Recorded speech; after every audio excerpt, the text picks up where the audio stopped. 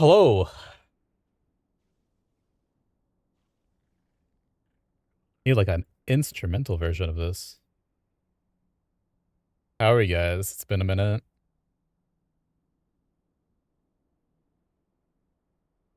We're gonna start a tank talk very soon.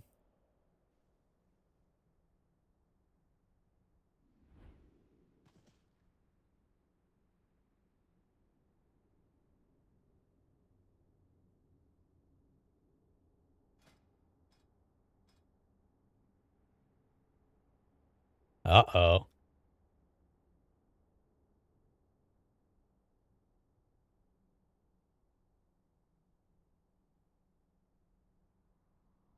Did I get subtle? I mean, I don't know, YouTube and Twitch.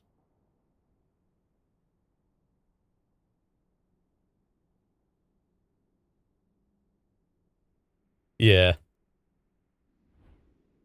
Yeah, you guys are still muted, but it's really nice to have like high quality VODs for guildies, GDKP goers, and whatnot.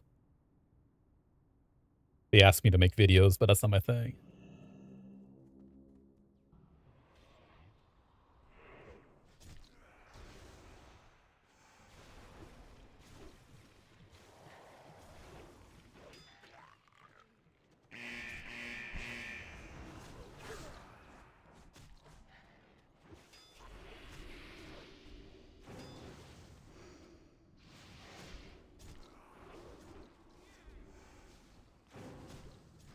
Yeah, just have a. I can help you out with that. It wasn't too difficult, but I don't have music to YouTube. That's the only downside.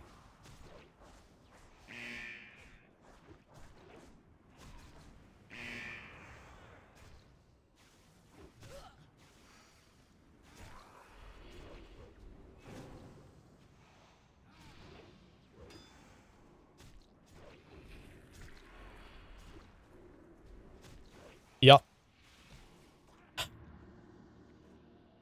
I'll tell you what. Yeah, you have to be like, they'll have a little check mark, but it started with I just went to one guy that I played in 2020 with, and I was like, oh shit, he's got all these original Nax videos, and I'm in there. I was like, wow, it's nostalgia. 5 years ago, so I just decided to start my own. Not too difficult.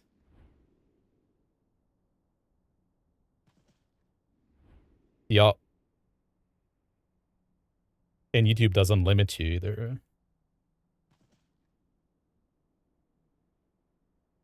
Yeah, this mage actually needed help.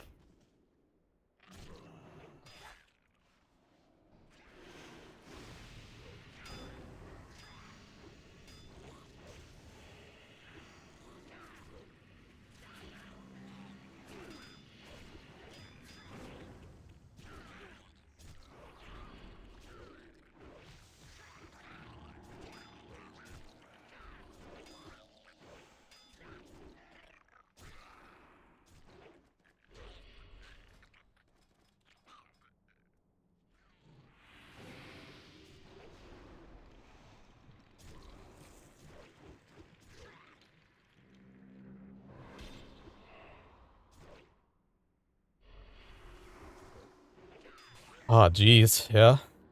It's been nice to take a break. All right, we might be ready. Have all the graphs set up. The AP graphs.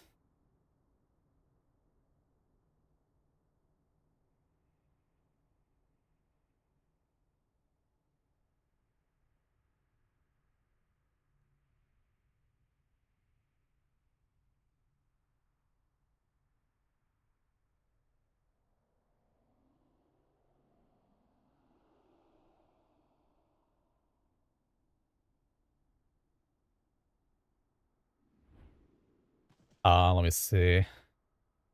How do I clear? I forgot. I did this the other week.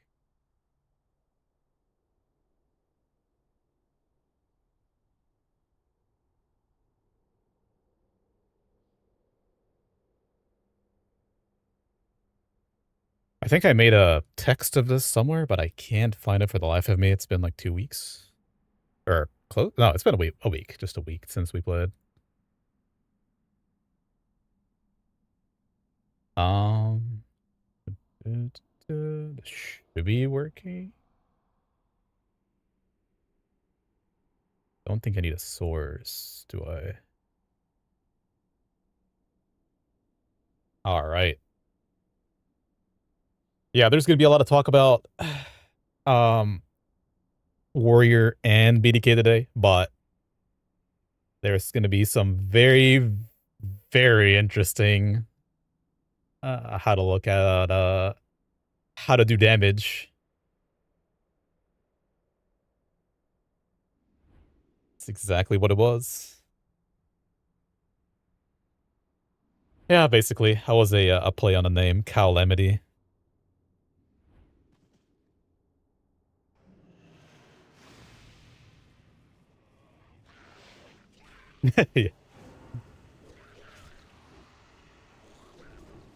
Yeah, Consecrate, Commoner for the Guardian Druid.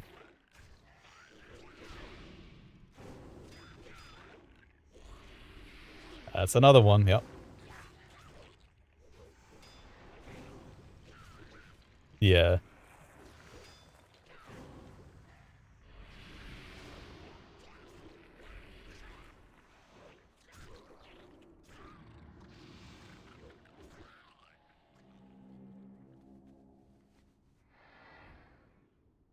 Unfortunately, there's no crazy stuff in here.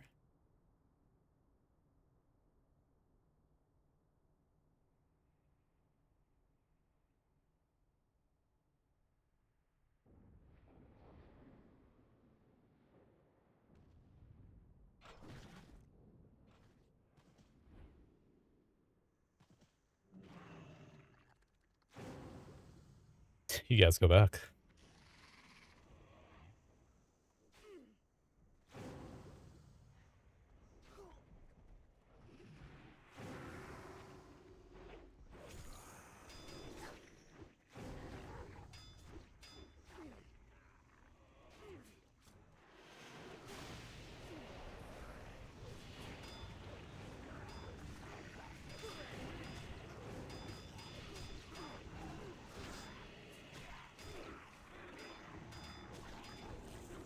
Now, and you were streaming. Just natural sunlight, just absolutely phenomenal, fantastic. What happened to that? I haven't seen it in a long time. Yeah, I've gone full casual since.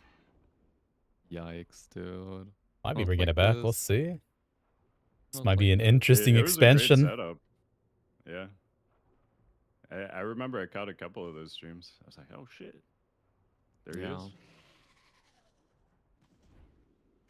Still think about it sometimes. The It beard. is definitely way more chill streaming without a cam. I don't know. Something about it. A camera just pointing at you. Yeah, I don't mind it. I'm not shy or anything. It's just that I have, kids are everywhere. Oh, Sometimes, you stream during the day, like right now as an example. So right now they're watching a movie with their mom, but sometimes the kids will just be running around. It's just nicer to have it shut off. Yeah, what's up, for Sam? Sure, for sure. Very fair, very fair. All Maybe, right. Let's give him a couple more minutes and then we'll hop into it. We're still ramping. Gotta read, Go to Fuck to Sleep on camera, I guess. There it is, yeah. Exactly.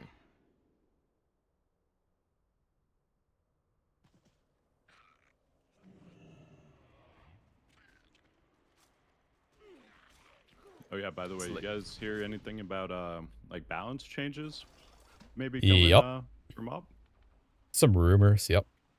Yeah. Anything you want to talk about? Can't elaborate on anything.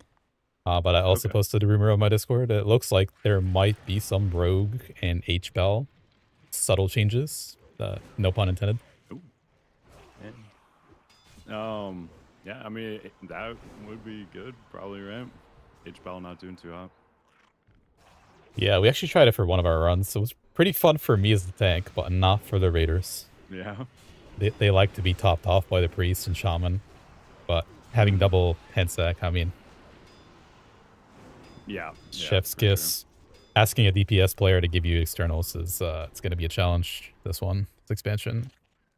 We will be So going over far, it's BDK been pretty and good for me. I think, warrior other stuff than them today. like using it on the wrong person. I think that's the biggest issue I've had. Like they have, like the warriors have been casting vigilance. Just sometimes it gets cast on the wrong person. As for vigilance, I see it going But city. I'm like, oh, likely our next somebody episode else. is going to be the Brewmaster It's plus usually the Valley. case, like if you have like a We a just have main to, there is so tank, much content that and then it you has to have be an off split. tank, and then it So kind we're of going after the tanks that we have played they just macro it in thus far. to automatically be cast on one target, and then Yeah. right, it was not that I person mean, that needed it. Right. a lot of them are like rogue players too, so like they're used to those tricks of the trade macros. You got like a bunch of different tricks macros. Yeah, and then you do 6 splits in one day, and they just lose it. Yeah. Yeah. All right. I think I'm all good to get started if you guys are. Yep. Let's do it. Let's do it. Everybody all good? Cool, cool. All right, welcome everybody to another Tank Welcome. Talk. This time, Miss Pandaria finally, and today we're specifically looking at Blood DK and Prot Warrior. We're gonna be doing a deep dive with Riani and Cow, two Get you super experienced guys. tanks. Not too. Riani, it's been a little bit, dude, but I'm glad to have you back. Dragon Soul was the last time we talked. What have you been up to on the MoP beta since then? MoP beta. No, I've just been running Dragon Soul day in and day out. I love it in there.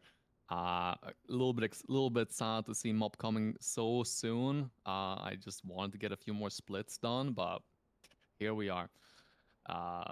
No, it's been a while, and I'm happy to be back. Happy to be discussing some actual interesting stuff again. But yeah, I've been playing the beta too much. A lot of raiding, a lot of challenge modes, a lot of just nitty gritty, even like testing experience routes, testing pre-questing, testing stacking quests from other characters to bring into your main character. Anything you can think about, we've done it. And so we got a lot of experience from the MoP beta. And See if I'm this gonna try my best not to works. burn out before the expansion comes out, but I can't promise you anything. Maybe Any that should be a full particular size map. tanks you've been focusing on MoP beta?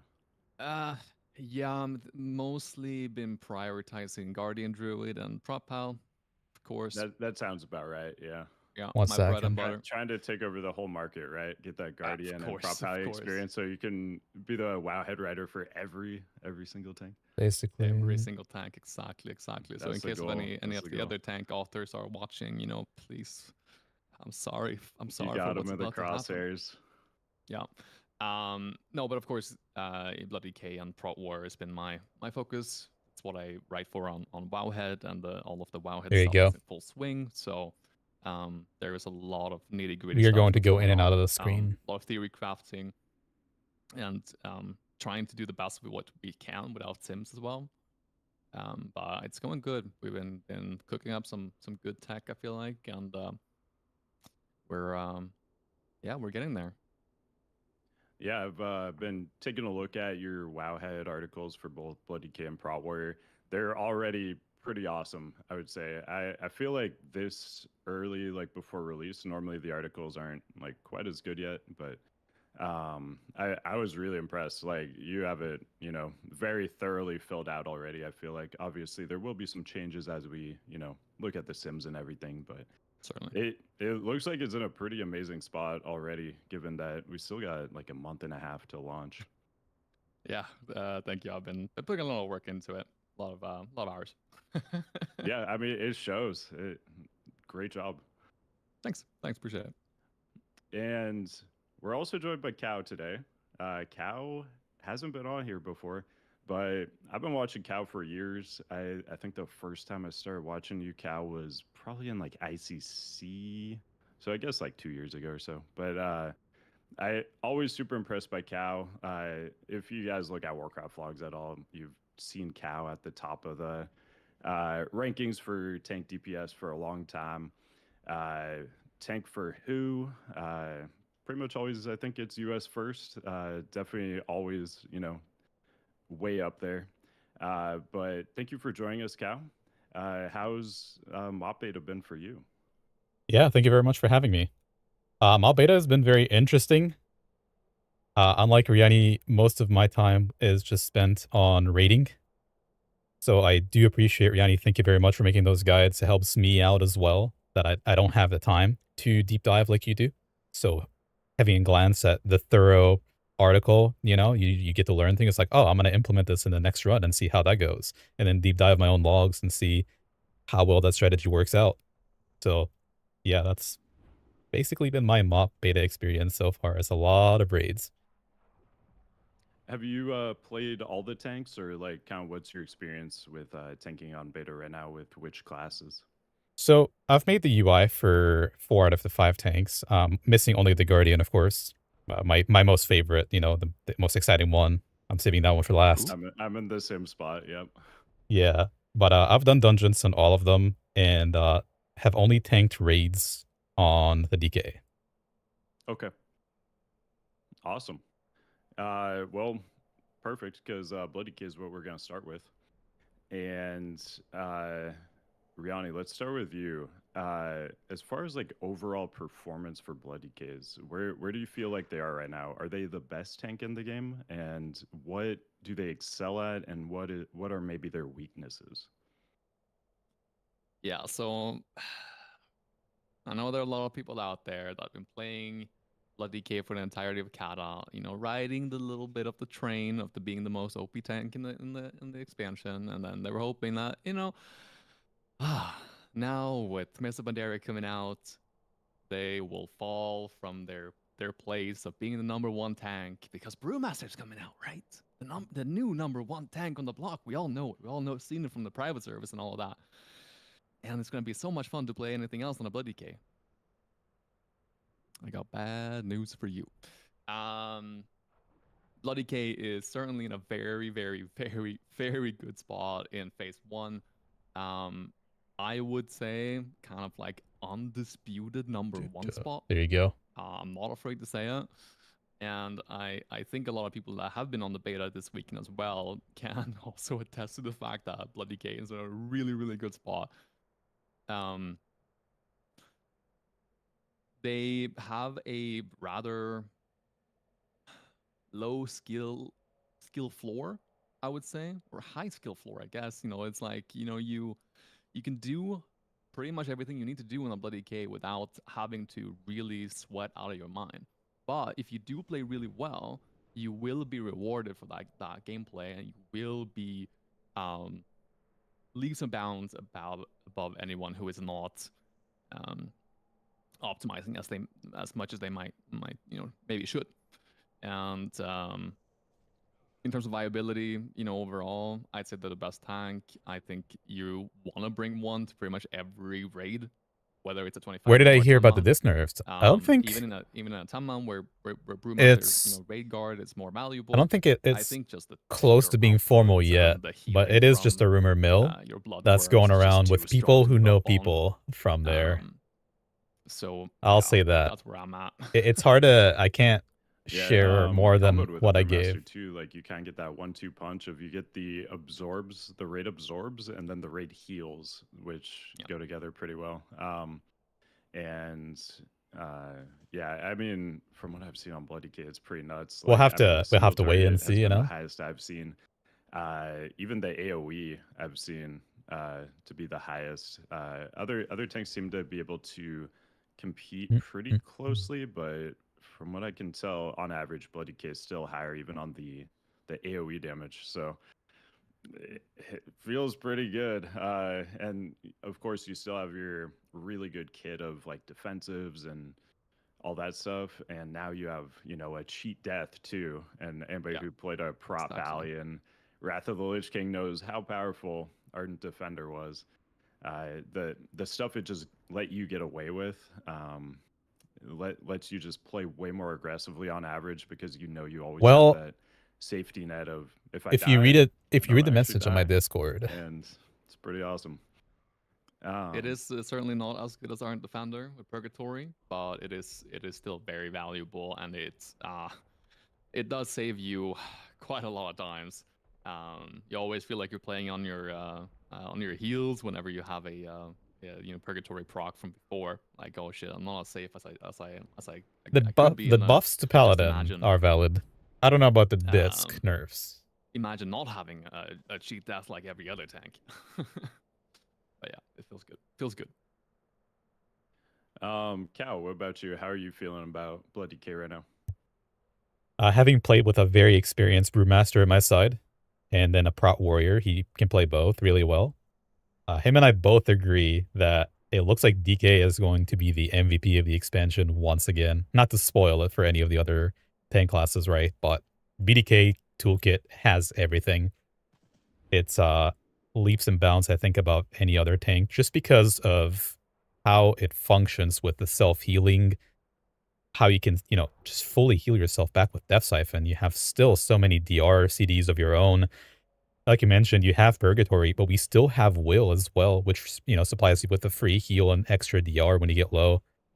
Purgatory is like the icing on the cake where you can just go to Vengeance Heaven and really abuse mechanics, and as long as the healers are ready for it, you just get healed up real quick and you're back in it. So yeah, AoE, single target, no matter what kind of damage you're trying to produce, it looks to be one of the highest value tanks, for sure, this expansion. So, if we were to put this on a tier list, would you guys say S tier for Blood DK? No doubt. I would agree with that, yeah. I will say, though, Okay. if you're trying to fill a comp with externals or buffs or whatever you're after, BDK is okay to still have as one of the two tanks, but it might not be S tier if you're really just trying to fill in that slot. Or, you know what I mean? Yeah. Yeah. I haven't played throughout Especially MoP, in but it might be interesting to see maybe 10-man comps that don't prio BDK for that right. reason. Yeah. That's what I was just gonna mention too. In 10-man, it could change a little bit. I think most of You'd our like to play Prot collective Warrior? experience is 25 It's man very good. probably. I know Riani's done some 10-man raids. I think you mentioned they were like a little more casual raids, but Certainly. yeah. But overall for 25-man rating, I think we're all kind of in agreement. Bloody K, definitely standout tank right now. 10-man though, maybe some things could change a little bit, so we'll see on that. Yeah, I will say that I think almost in 10-man, then I think the need for necessarily like having a specific tank is slightly diminished for sure. However, I will say that the difference in output matters so much more on 10-man, right? Absolutely. So We saw that in Kata too. Like a yeah, good Blood DK literally doing like double the damage of like a bad Blood DK. And yeah, in 10-man, that's just such a huge Mm. overall like raid DPS increase. exactly. Um, So I'm gonna turn this you want off. to go over some notable changes. Obviously, all the tanks change a bit going into MoP. I feel like the Blood DK probably changes the least of any of the tanks. I haven't played Guardian Druid yet, so I don't actually know on that one. But all the tanks I've played, I feel like Blood DK changed the least. But you want to go over some of the big changes, Riani?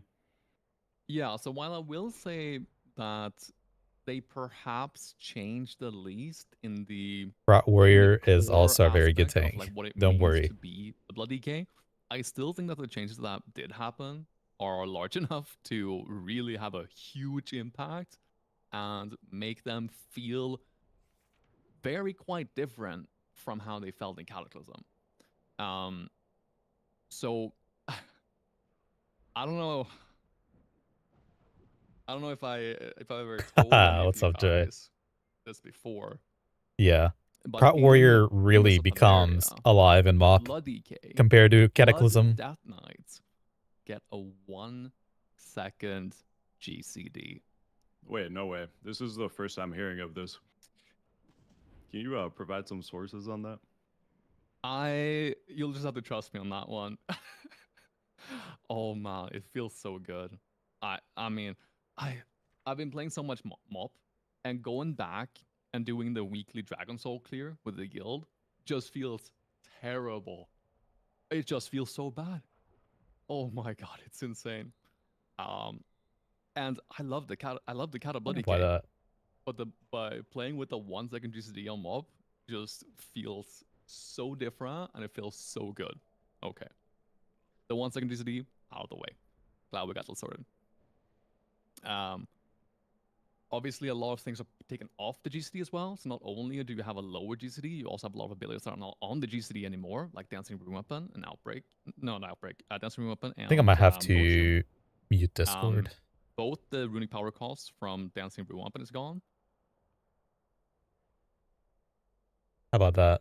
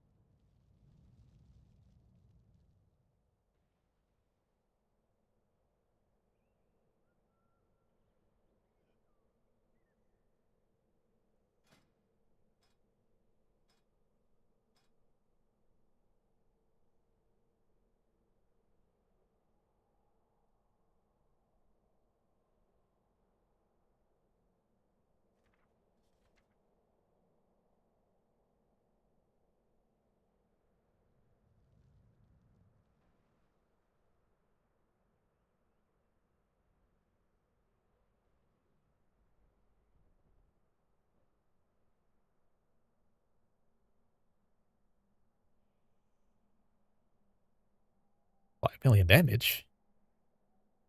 5 million.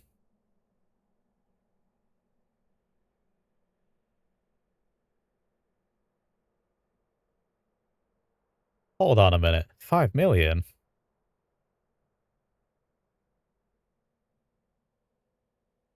5.6 mil.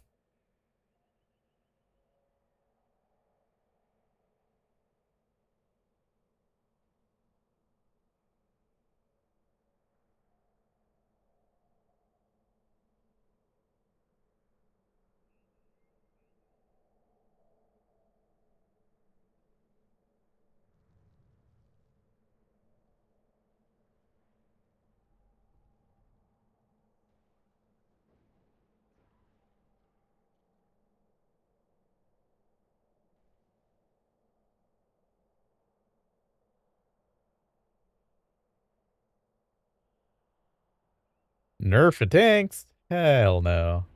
No, no, no. We finally get some power increase. No way.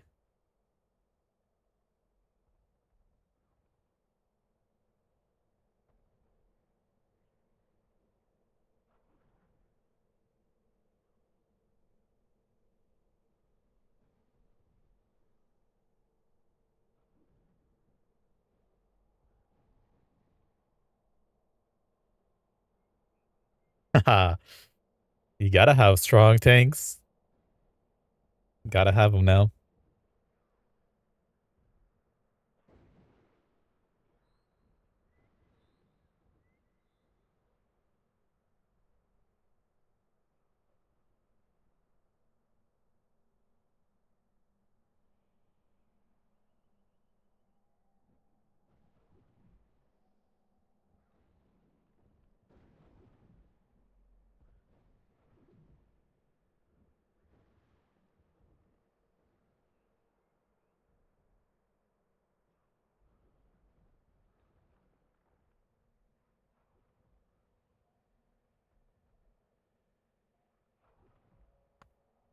Arms Warrior is fine.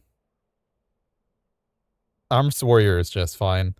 For how many externals it gives a raid, and it still keeps up with damage with everybody else.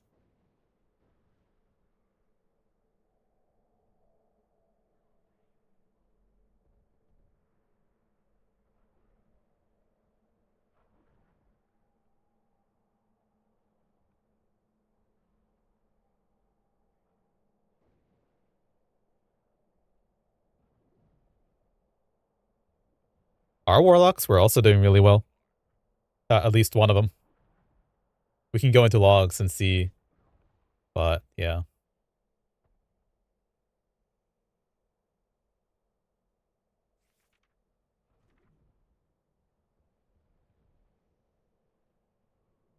Don't kill the boss. Let the Soul Reaper go out first. Hold on.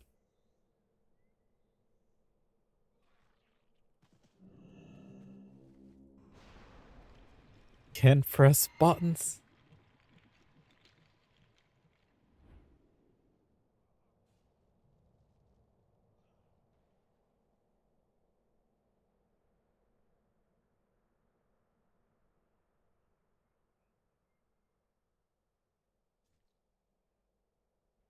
I think the DK Master has pretty much said most of what there is to say. In its core, the main change is just the GCD. Of course, there are a lot of little changes with the passives, but we're going to just basically be self-healing and chasing that vengeance to activate our damage. I guess that applies to all tanks.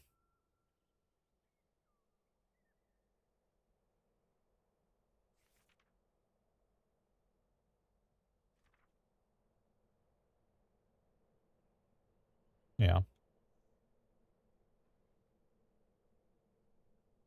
Those things crank sometimes. Have you noticed? Yeah.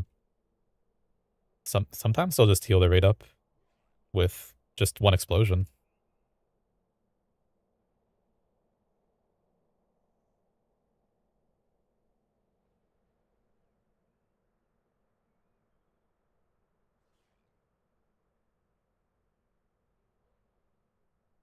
Yeah.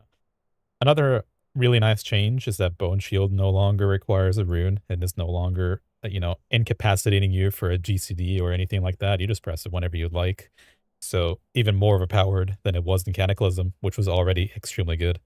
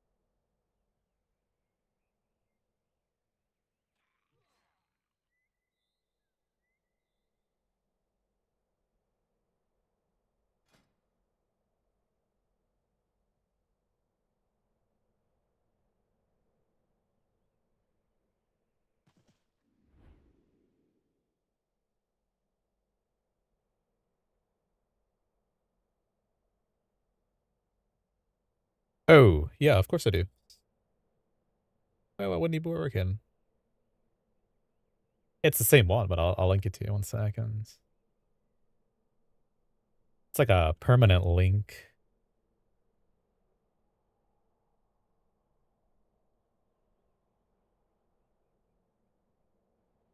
One moment.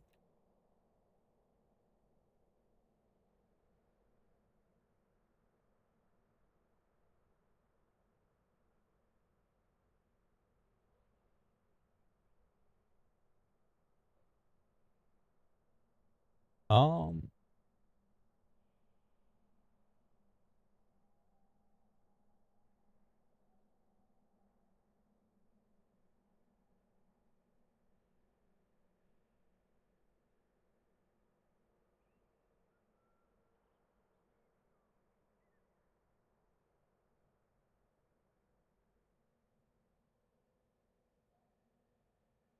It worked. Okay, good. I'm just about to log onto YouTube to hand it to you. Is chat insanely desynced? How is it desynced?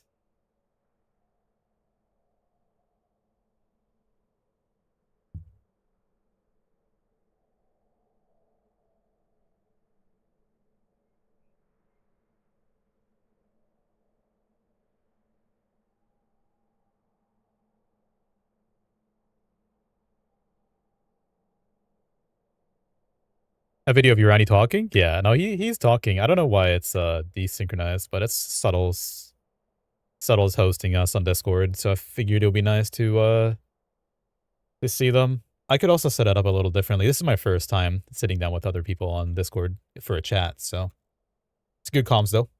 Let me see if I can swap that out for you. Okay, let's pop this out.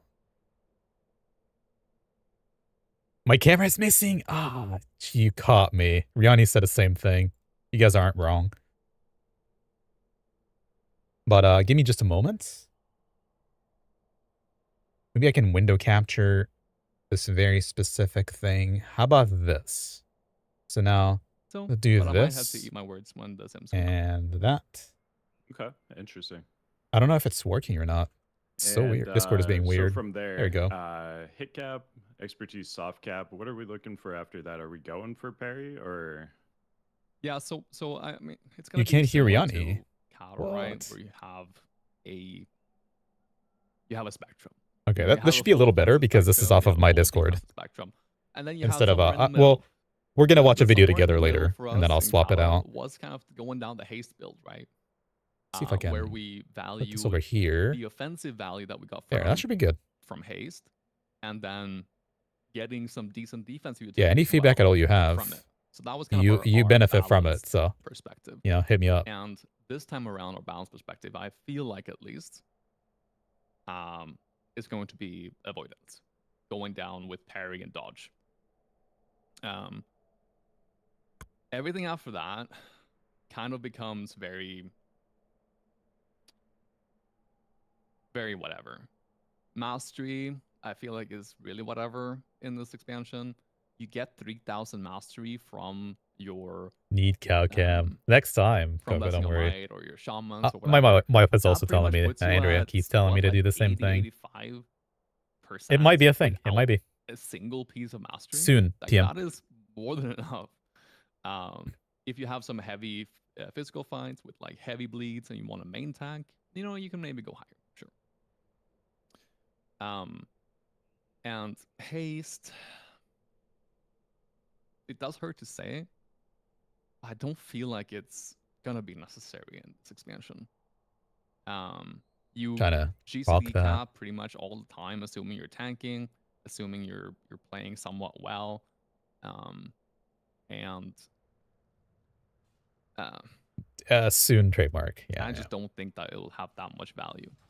So it's honestly a case of after parry and dodge, you could consider going hard expertise cap, but probably more likely going down valuing crit more, maybe even valuing both strength and stamina, for the defensive value that it brings, because in Mr. Pandaria, strength got a wild increase in the scaling to parry.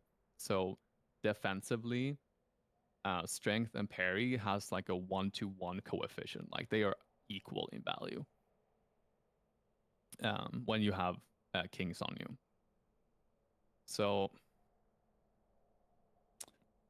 I feel like when you go after the avoidance stats, you can kind of like go down whatever route and just have to like kind of feel out what it is that you want to do gearing. Yeah. So just to mention on the strength parry thing too, that doesn't actually count toward your riposte. So that's one thing people should be aware of, is that you will get parry from strength and you'll get a lot of it, like Riani mentioned, but you aren't actually getting crit from that parry. It has to be actual parry rating, not parry from strength, which is like a separate thing. So, exactly. So for example, if you have the wrist enchant and you have 180 strength versus 170 dodge, you might say, well, I'm gonna be a little bit more defensive, so I'm gonna pick up the dodge. No. that is not how it works. The dodge is actually the offensive option here when you compare the two. Assuming you have high enough vengeance for the 75% crits of that dodge to be worth more damage than the attack power that you get from strength. Yeah, that's another thing is we kind of have to shift our focus just as tanks in general, going looking more at secondary stats than primary stats, because you're just getting a huge amount of attack power kind of baseline now from vengeance. So you'll have, 2, 3, even more 100,000 attack power just from vengeance. So any strength you're adding through, gems, enchants, whatever, it's just kind of a drop in the bucket at that point, because you already have so much attack power. So we just kind of have to reevaluate like how we're looking at primary stats. They just aren't as appealing as they were before. But I mean, they are still good to some extent. But basically, the more vengeance you have, the higher value secondary stats are, and the lower value primary stats are. Cal, I mean, I guess relatively speaking, because attack power is always going to scale linearly, but when you compare the it's two, my then turn. certainly, yeah. Cal, how have you been gearing? I know you've done a ton of runs on Bloody K. What kind of stats have you been going for in your runs? So we're looking into a prog scenario. I'll definitely say there's merit in having crit and not dodge parry and get a crit from riposte. And it's very situational. So I'll talk about that, not prog. For prog, it'll just be dodge parry, in my opinion. Secondary stats are far more efficient and superior to primary stats this expansion, like you said, because we don't really gain anything from stamina other than having a little more HP, which we usually don't need thanks to all the DRs, externals, and purgatory. And then strength mainly just gives you the parry, and 2 attack power for 1 strength is very, very inefficient if you think at it from that standpoint. So for prog, it looks like dodge parry will definitely be the way to go, just so you can be like this invincible killing machine. Having gained the crit from those stats, and having DRW up, by the way, another incredible source for parry, right? So you can use that as a defensive and not feel so bad about yourself, except for execute. That you definitely want a DRW for execute with Soul Reaper. But yeah, I'd agree for the most part and say that maybe later down the road for dungeons, raid dungeons like MSV that are fairly easy and like entry level, there might be a world where crit is just gonna outweigh dodge parry for you personally, because maybe you want to army at a time where you don't have the riposte buff. You do have vengeance, but the riposte just didn't happen for whatever reason, because you have to actually dodge or parry, right? For 20 seconds you get the buff.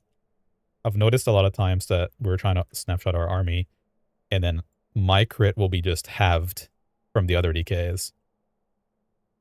So that'll be a niche situation later on where you're gonna maybe on farm, maybe if the content's easy enough for you, you'd want to check that out. I do agree though that haste is the last priority due to how runic corruption / blood tap work in this expansion, which is also slightly different since we haven't talked about talents yet. I'll leave it for later. But yeah, that coincides with that as well. Yeah, Rian, I'm gonna be honest. That you said there's a world where you go crit. I think that world for me is week 2. Yeah. I mean, that's pretty, when people hear me talk and see how I play, they're instantly thinking I'm trying to grief everybody around me and just playing selfishly. But to be very honest, if you're at a high level guild, likely that farm world for you is gonna, be real very soon. Yeah.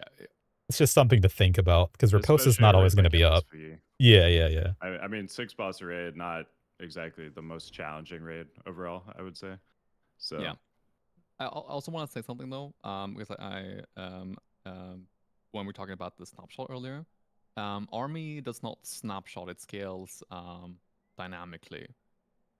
So like if you army on pole, for example, which is probably going to be suboptimal in most cases, then your army will still get the attack power values that you gain during the fight and gets applied to their current table. You don't have to worry about like snapshotting it necessarily. I may have used that word incorrectly at the time, but yes, I'm absolutely aware. It's the repose portion is what I was referring to. Within that is, so as an example, a boss like Elagon, you might not get a dodge or a parry. He might miss you 2 times in a row, breathe on you, and then you're doing some strategy where you're doing a bunch of army with vengeance on the opener, and then you just don't have the riposte. It's an edge case situation, a scenario, but that can happen. Certainly, certainly. All right. Anything else you want to add on stat priorities, or think we're good there? Yeah, I mean, it's worth mentioning that you will still have a very similar thing to where if you want to be the beefiest uh, DK boy that you can be, then you still prioritize stamina and mastery like normal. The only problem is that you're responsible for doing so much of your raid's damage in this area that you never want to go down that route. But it is worth mentioning that if there's a world where you literally cannot survive, like you are undergeared, you're the barrier between you killing the boss and not killing the boss is the tank survival, and you just can't do it. There is no way. Like you're fighting Empress, and you're on the ads, but you can't survive it. It doesn't matter what you do. Then there is a world where you prioritize mastery more. You prioritize stamina where the traits make sense, like trinkets and whatever else. So, would you recommend people who want to go stamina mastery, would you also recommend them to go death pact then instead of that siphon, just so you don't even have to worry about pressing the button? For sure, yeah. I think for the average casual player, you would go death pact in week 1 prog.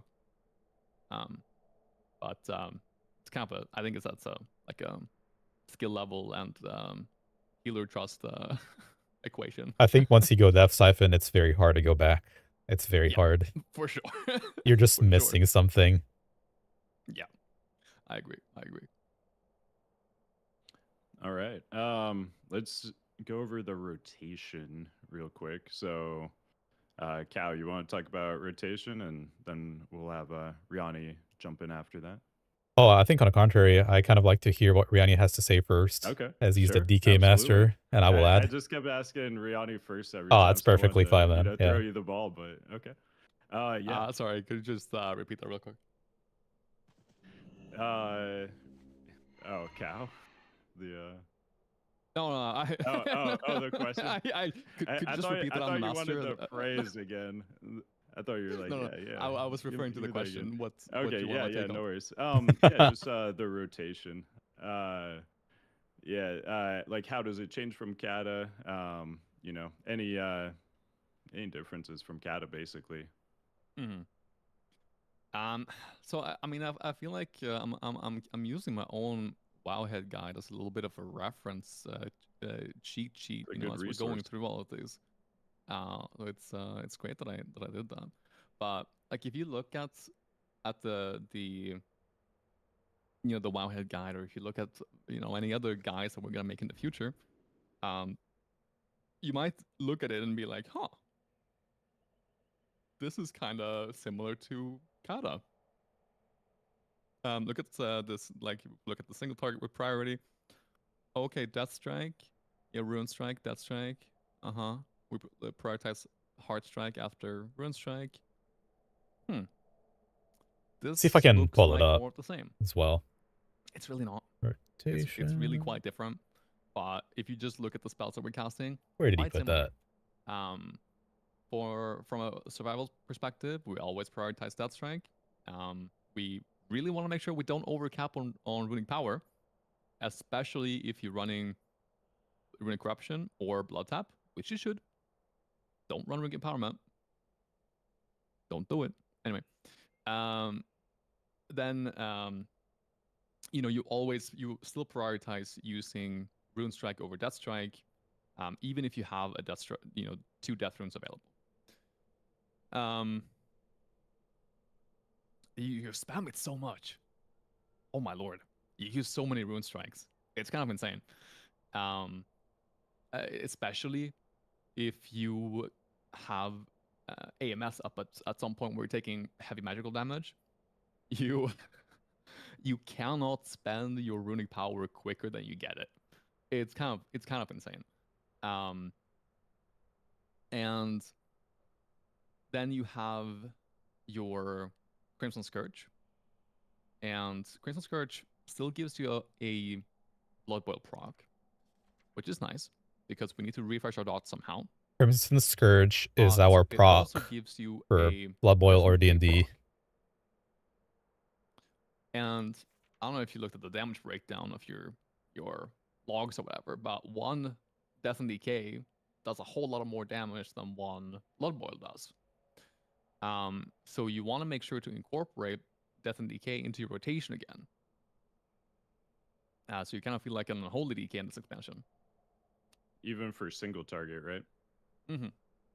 Even for single target, and especially for multi-target. Yeah.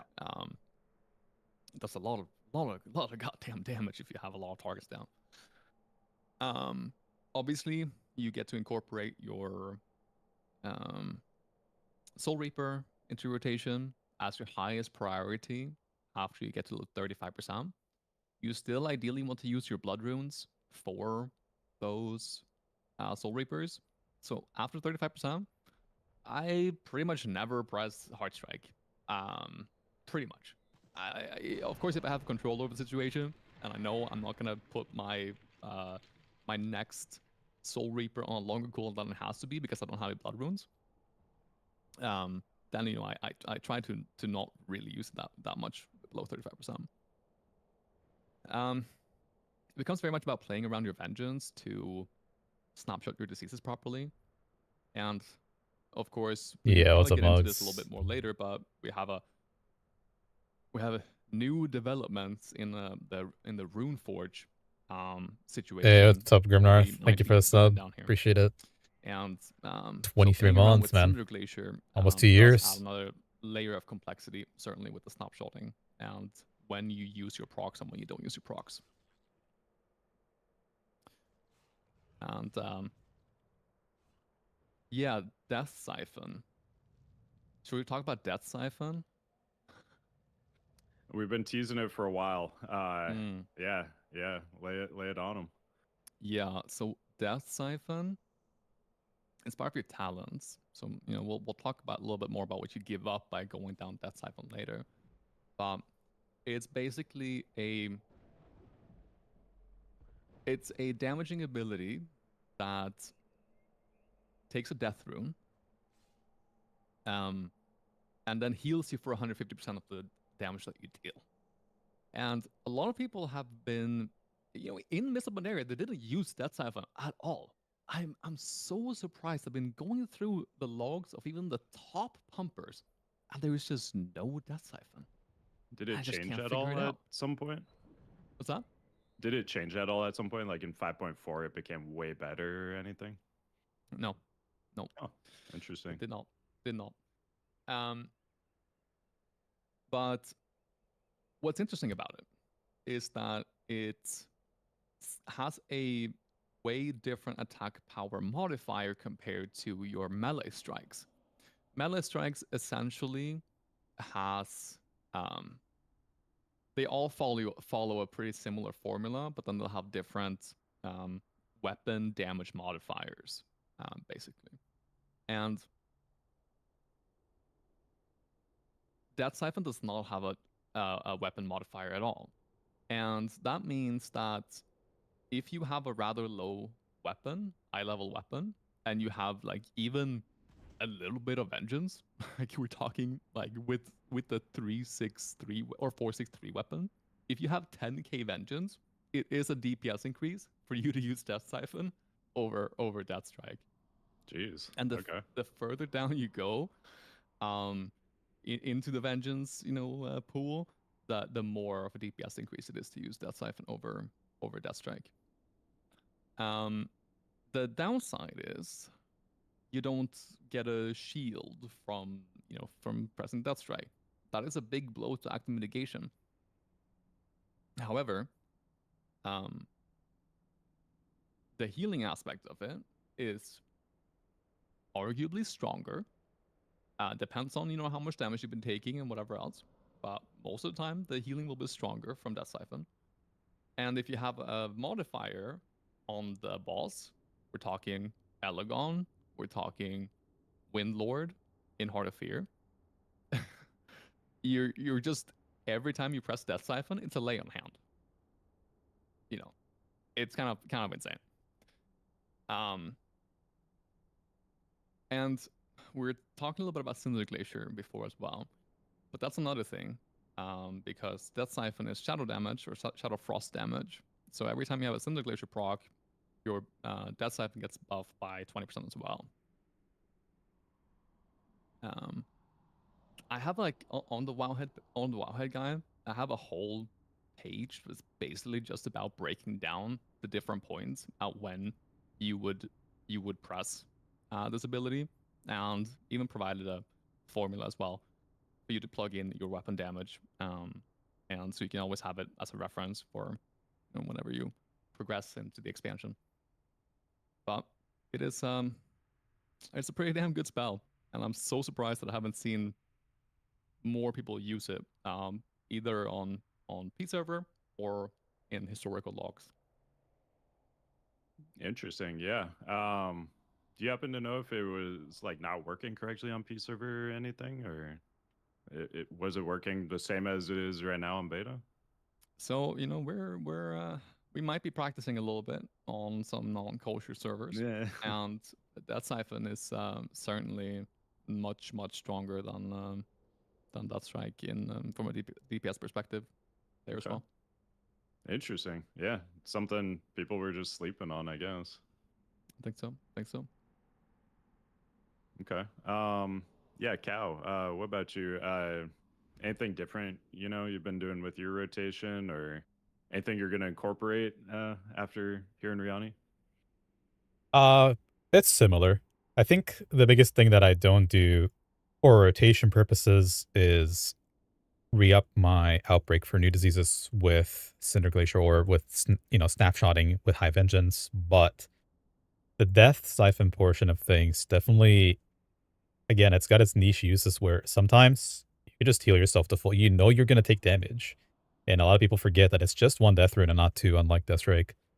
So you very often, not just for a damage increase, you can understand damage is coming and straight up just heal yourself to full, or you can cast it because it's not really a melee range, right?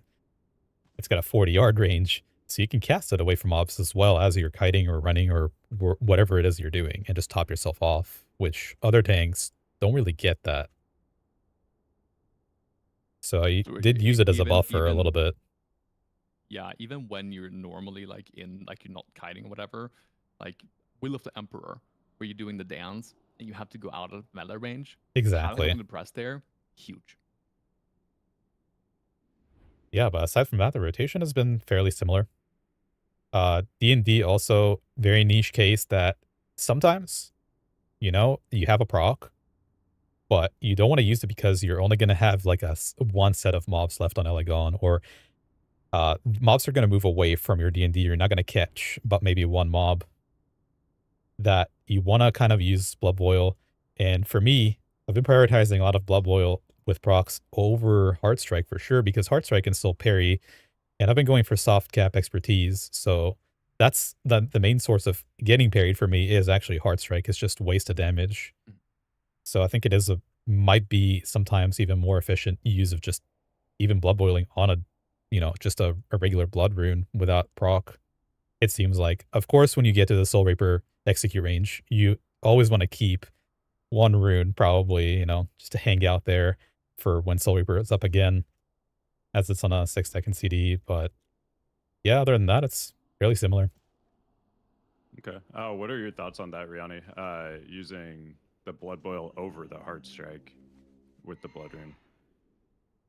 I mean, like there will never be a point where on single targets, Blood Boil, where it will be a DPS increase from like the spell itself. But if you even have slightly higher vengeance when you use your blood boil compared to when you apply your diseases, then it's going to be a huge increase. So you always have to pay attention to your vengeance, but also your current snapshot on your diseases. And on the flip side, there is also a very real scenario where you have a good snapshot and you want to prioritize using Heart Strike even on multi-target encounters versus Blood Boil. Even though the initial hit of Blood Boil will be much higher damage, you're reducing your overall snapshot. Um, and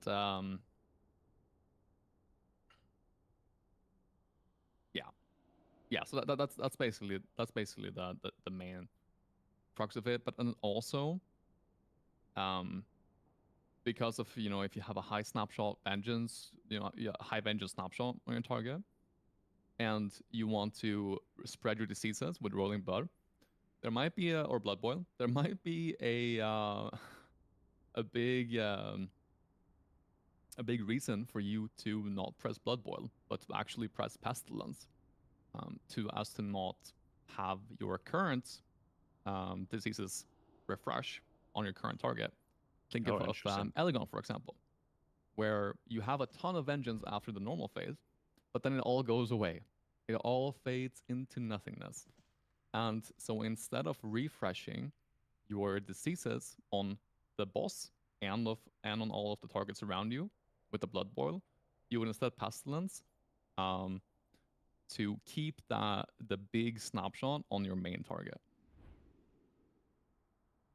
Yeah, that makes sense. That honestly seems like the biggest change to me in MoP is just really paying attention to your disease snapshots and all that stuff. That's something we didn't really have to worry about in Gata. You're just got max vengeance instantly. Don't know if you have And to I worry think about that quite yet. That's a very high skill ceiling thing that most people I would say it's not that you should never worry about it. It's just if you're not a Riani that plays the game, you play the P server and then you play the raid and then me, you're doing 1 weekend of 6 MSVs back to back to back. Uh, it might be worth it to first worry about the basics. yeah, Because that, absolutely. as soon as you look at your snapshot, as soon as you're starting to think about things, you might not be moving as efficiently for your raid or pressing CDs or asking for them, etc., which is going to be a 100%. big part later on Yeah. for when we are all experts. Yeah, I Agreed. mean, yeah, something to keep in mind is like all of us. Well, I'm not sure if you played P Server Knockout, but all of us have at least played a lot of the raid on beta and like been you know going through a lot of stuff. And I at least myself, I'm assuming it's the same for both of you. You didn't start out trying to min max every little thing like the first time you played a MoP, Blood Decay or whatever. You probably started with the basics and then have Y- been, kind of progressing your way up, min yeah, maxing Bae, more and but more you as you you go. haven't. Murphin hasn't So made one for BDK. what you're seeing like from us is like we're already like further down that progression. Anybody who hasn't played MoP yet, you got to start where we started. Like we didn't start out trying to min max every little thing. Like start out, learn the basics, and then slowly just try to keep adding more onto that as you get more comfortable with the Yeah, parts you've but already there is an unholy practiced one and from Op learning. as well, just not BDK, Yeah, probably. snapshotting diseases, doing Death Siphon shenanigans, tracking Cinder Glacier procs. This is so much less value than being able to properly track external raid cooldowns, moving out of shit on the ground, learning movement patterns for your raid, um, actually using your defensive cooldowns and using your toolkit as active mitigation. so you, so you don't worry too much about. I'm gonna re-snapshot my vengeance my diseases right now. Oh shit, I'm dead because I didn't press Death Strike for the last whatever however many minutes.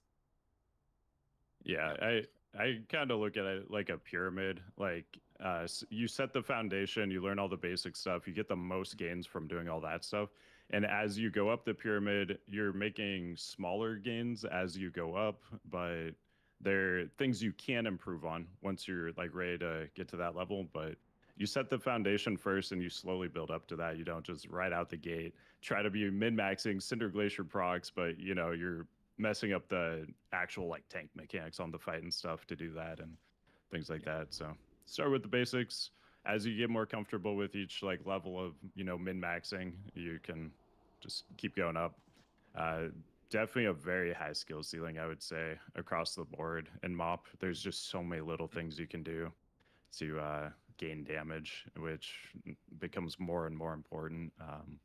It was already like pretty important in kata, particularly in like 10-man raids we talked about earlier when you know, the tank is a very high percentage of the raid's overall damage, but that is just going to go through the roof in MoP. You're going to be an even higher percentage of your raid's damage. So once you're prepared for it, definitely start learning like those little tricks you can do to get some more damage in. That'll just help out your raid.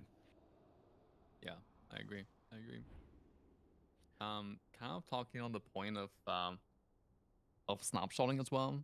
You know, we've been talking about like how important snapshotting or diseases is. Um, and you might conclude that, oh, this expansion is going to be so heavy on the snapshotting. You've heard everything about, oh, warlock snapshotting, this and that, and whatever. And to be honest, most stuff is dynamic. In Cataclysm, your army would snapshot, your pet would snapshot, your dancing rune weapon would snapshot. These things don't snapshot anymore. You don't have to worry about it. It's literally only your diseases. It is a big part of playing Blood Decay properly, but it's not gonna be, you know, it's not gonna be a snapshotting bonanza like I expect. And that is welcome news. Also, you know, getting rid of all the pre-poll stuff, or at least Oh, most of it, fucking is very pre-pull nice. stuff. I don't know if you've been doing Yeah, these we'll see. 2 minute, yeah. Well, surely it can't be as bad as these 2 minute Dragon Soul full timers, right? 2 Surely. minutes. That's a quick pull timer right there. Oh no. Nah, go down to 10 seconds.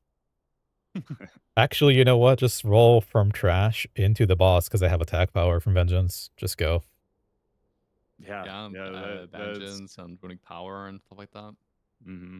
Yeah, I think pretty much all tanks gain something from just being attacked outside of Vengeance. Like dodges and parries, you know, You're giving not you wrong, Descent of Bay. Blood and Which is why I Prot made where it gives sure, revenge because procs, it also gives sounds Hold the from Line Granny, it procs. sounds like it's You extremely know, important. Prot gets the Avenger Shield And procs. Like, while it might yeah, just increase your damage being hit overall, by more things, like more incoming attacks, if is you're just relying so on a tank valuable to do in this expansion. snapshotting or you can't kill a Exactly. boss, you're kind of in a bad It's spot. Can You should push probably through a not little bit of be pre-pull stuff with holy power. the holy grail of your, you know, your Yeah, group, just whether it's a pre-build 10 man here. or a 25 man. So let's move Snapshotting on is to not talents now. not I know this is a big critical, one. but it is a big part We'll of want min-maxing to zone further. out. Let me see if I can bring It that up is on the other not screen. necessary, but a really, really good change for later when you do this, you know. You're doing the same fights 100 starting times. off, I'm sure you just know them by You memory start right learning now, new Rioni. things that increase damage. The first tier. What are we looking at here?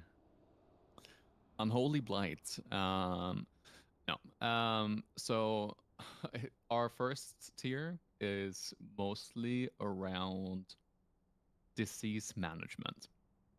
And you have two realistic options. Yeah, it is. When you're doing it correctly, it's crazy how much damage you accrue very quickly. And Roiling Blood allows you to spread your diseases. But there will be using Blood times Boil, where you're fighting Stormguard as an which example, is, right? You're you know, a tanking 2 to 4 mobs. huge thing. You're probably not whenever you worrying not a have single even bit about more pesting. than, you know, even more You're than worrying one about blood target, boiling. in the fight at any point where you have to spread your disease. Which again, it's not that it's not counterintuitive, but it is very However, intrusive. It literally does nothing. Not a single thing on single target. It is absolutely a completely wasted talent. Yeah, that's absolutely right. It's Elegon. And then you might conclude that you want to play Plague Leech. And I think Plague Leech is a fairly good talent. especially since it was Let's see buffed what they're in the talking start about period. right now Where is the you get first, 1 rune from consuming your diseases, you the can get very 2 runes, first Palantir. which is it's kind of big. That's a whole death strike. This right here. Or 2 death siphons. And the problem is that when you use it, you consume your diseases, and then you have to reapply your diseases as well afterwards after you cast it. And so either you run with the glyph that reduces your cooldown or removes your cooldown on outbreak, and you can just use it like pretty much every 25 seconds if you want to, or you only use it every minute when you have outbreak available. And the problem is that even though you only have is it 1 second GCD? I think it is. I've heard that. Yeah. Okay. Cool. Even if you only have a 1 second GCD, Plague Leech takes 1 GCD. Using your ability is 1 or 2 GCDs, and then casting Outbreak is another GCD. So you have a minimum of 3 GCDs to press 1 ability, which is kind of doesn't feel great, but it is still a good talent, I would say, especially on single target where you have literally no use for Roiling Blood. If you don't want to play with Plague Leech, you can actually play Plague with Leech is not it. Unholy Blight. Neither is Unholy Blight, to be honest. And it would be a fairly okay thing to do, because you can press it pre-pull, run in and apply your diseases, and every time that the diseases refresh, they get a new snapshot. You're gonna have low values at the start, and you're gonna keep getting a higher and higher snapshot as they get reapplied. And the benefit of doing that is that you're probably not gonna Dancing Rune Weapon right on pull, so then you can use Outbreak with your Dancing Rune Weapon to get a double application. But yeah, Roiling Blood is what you're gonna have in like most cases, honestly, because there is no pure single target fight. There is no patchwork, But there are fights where you definitely have a vast majority be single target, and then Plague Leech can be good. Okay, so actually, it sounds like a pretty interesting tier as far as the new talents go. I feel like for a lot of classes, a lot of them are just kind of set and forget kind of things. Mm-hmm. So that's kind of cool that you actually have 3 potential choices here. Yeah. Okay, so the next tier, obviously a pretty defensive tier. Big one here that just jumps off the page, obviously Purgatory, that cheat death that we talked about. But you also have the AMZ, which is the raid defensive. So are there any fights in your mind where you might take the AMZ over the Purgatory? I don't think so in 25, man. Like, there is if you don't have an Unholy DK at all. But for the most part, your tank wants to run Purgatory. And you're probably going to have Unholy DKs in your raid in the first tier. That being said, if you don't have another DK, you're going to have to run it at some point. You're going to have to run it on Stone Guards if you're doing the stack strat, for example.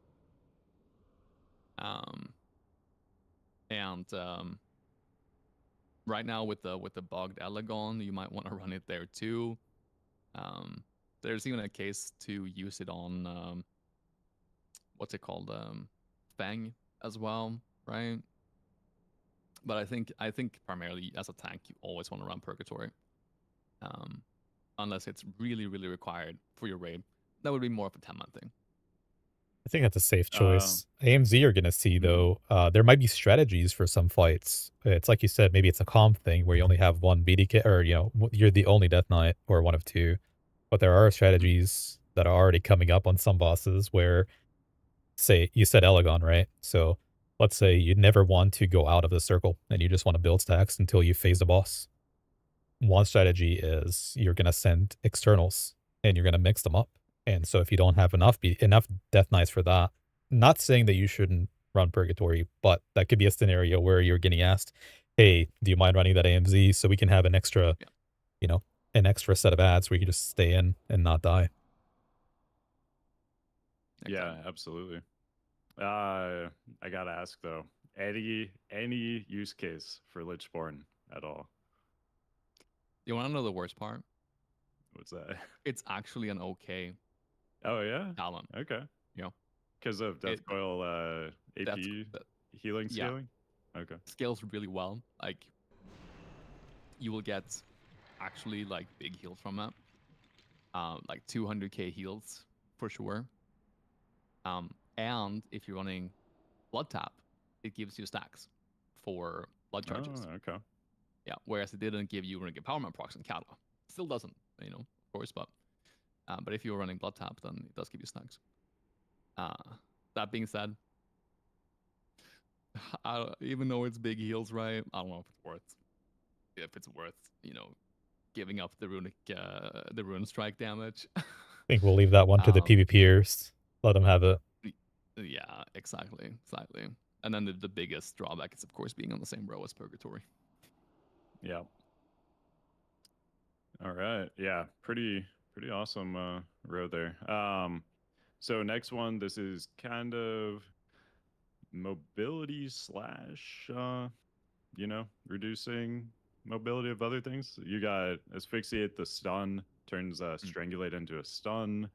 You got chillblains to reduce movement speed and root, and then death's advance. This is pretty exciting because Buddy has always been a very immobile tank, so this is Yeah. like a little sprint you get, and you also get this passive 10% move speed as well, just at all times. And I believe that stacks with the movement speed boot enchant too, right? I Not don't only does it think so. stack, but Yeah. they also boost one another. They You also you boost one f- another. you can free it basically. You can free your boots enchant slot instead of having to go Well, for movement. No, they work with one another.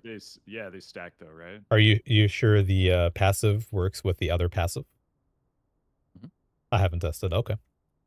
Yeah, I they believe when so I looked at it, it at least changed my tooltip. I guess I haven't, like timed myself like running Let me somewhere make a to weak make aura. sure it's not just a tooltip bug. But I believe on the character sheet it does actually stack. Oh, actually, we do have yeah, character and sheet. you get a total of 119% movement speed. Pretty Instead nice. of 118, the 8+10. Yeah. So It actually, yeah, it shows That's 119. kind You're of right. insane. That is kind of insane, yeah. yeah, And then what does it bring your movement speed up to? Because 119 it or 140 with active. 140 with the yeah, active, yeah. Oof. Yeah, that's pretty nice. And then also the effect that you can't be reduced below 70%. I don't know how useful that is in PvE. Excuse me, but yeah, in PvP I remember this being kind of crazy too. Um, yeah.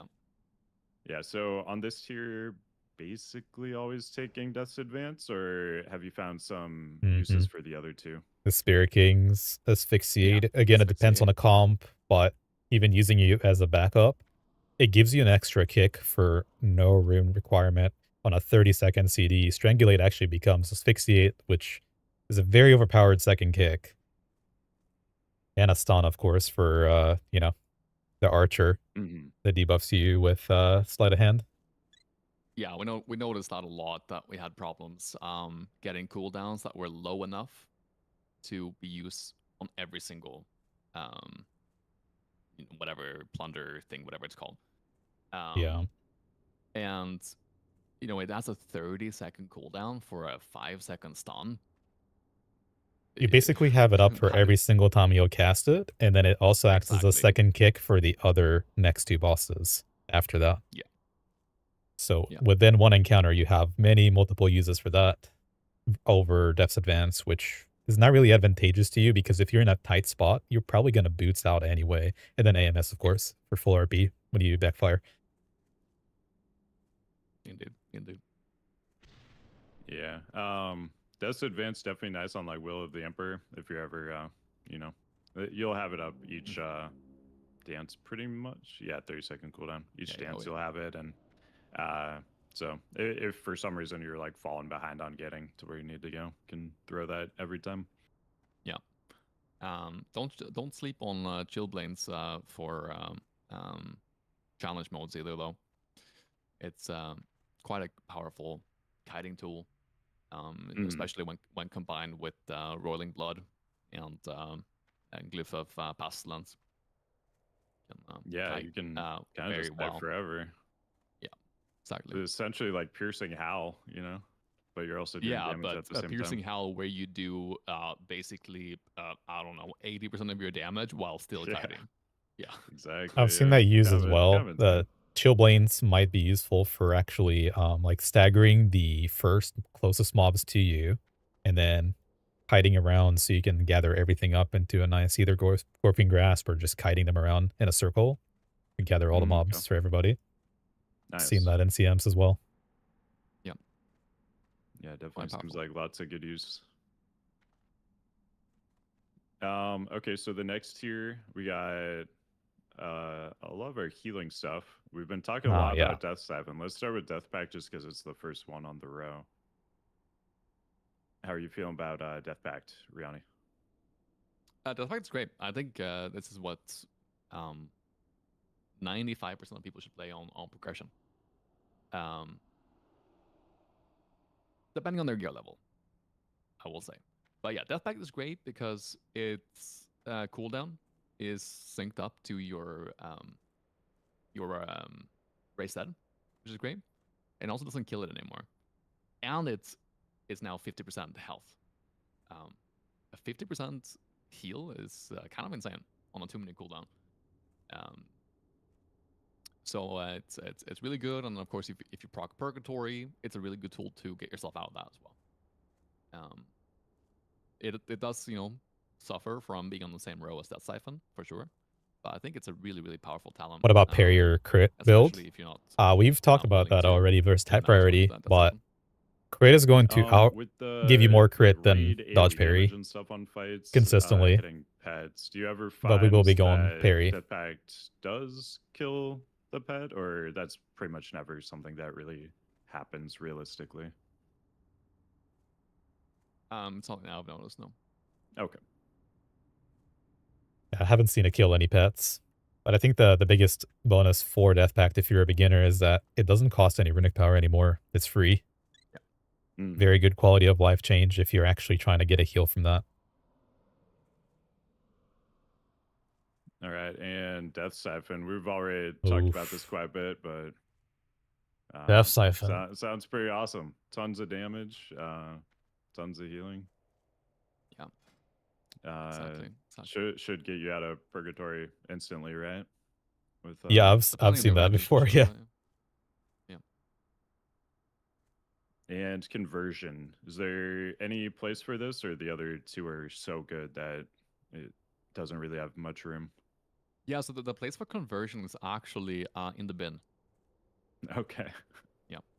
The I trash think can. instead of giving you something, it actually just takes from you is the thing. It's a net healing loss, right? Because of the you can't get procs from Scent of Blood when it's active. So you get so much less ruining power regeneration, and which means you're gonna have less runes to do death strikes and whatever. Okay, fair enough. And this next tier, this one I feel like is probably going to give the most people issues, like when they first look at it, like trying to figure out what the best thing is here. So yeah, you want to go over this, Riani? We got this Blood Tap, new version of Blood Tap first. Exactly. So new version of Blood Tap. I wanna mention let's go over Blood Tap first. Yeah. So whenever you use Rune Strike or Death Sure. Coil, you get 2 charges of blood charges, and to get 1 rune back, fully depleted rune, you need 5 stacks. So that means that effectively every 2.5 runic power spender, you get one rune. Ideally, you want to you don't want to macro this into some ability and just have it as like a passive generation tool, but actively think about how you use it. In a progression setting, you ideally want to maximize your death strike usage. So that means that you want to store up at least 10 charges and use it at the same time. But you can also desync your runes, meaning that you put your blood rune on, you turn your blood rune into a death rune, and then you have one normal death rune, so to speak, that's desynced from everything else, and then you only need another 5 charges to get a full death strike out of that. So it's kind of like you play around with your charges in order to funnel them into blood runes. And that's another thing to pay attention to as well, is that they always prioritize blood runes. So if you have 2 blood runes on cooldowns, they will always prioritize that blood rune. It is really hard to This play is with the that, though. talent that will get you the most death strikes, and the most death strikes when you need it too. I think it's also gonna be a very interesting talent to use when you want to like only press Death Siphon, because it will work fantastic with that talent as well, and then you don't have to think about, desyncing your runes and stuff like that. It will just use it like pretty much, all the time. Here's what he's talking about, by the way. Awesome. So you think this is, if you want to pay more attention to what's going on, you think this is like the top choice? I think so, yeah. Okay. And then Runic Empowerment. Anybody who played a, Cat of Bloody Case should be well aware of this one. It's just the system we had before. You use your Runic Power Spenders, you have a 45% chance to refresh a depleted rune, or fully depleted rune. So it's just more of the same. Where do you see this fitting in? I don't see it fitting in. Okay. The problem is that without the Kata rune tap, or blood tap, blood tap. I always mix those two up too. Yeah, it becomes exactly, it becomes kind of useless. Because in theory, like if you just look at the tooltips, Runic Empowerment actually gives you the highest theoretical rune regeneration, because the other 2 talents will give you roughly 40% of a rune for every rune strike, whereas Runic Empowerment gives you, in theory, a 45% or 45% of a rune every rune strike. However, the problem is, what the hell are you gonna do with that rune? You're just gonna have desynced runes for the entire time. Imagine you deplete your runes, all of your runes, and like, okay, now I can press Rune Strike, which is another thing to talk about. You can't just press Rune Strike all the time. You have to have full depleted runes. So you're gonna overcap on Runic Power a lot. Anyway, you get a proc from Rune Strike. You have 1 rune. Now what? Now you need to get another proc within, Oops.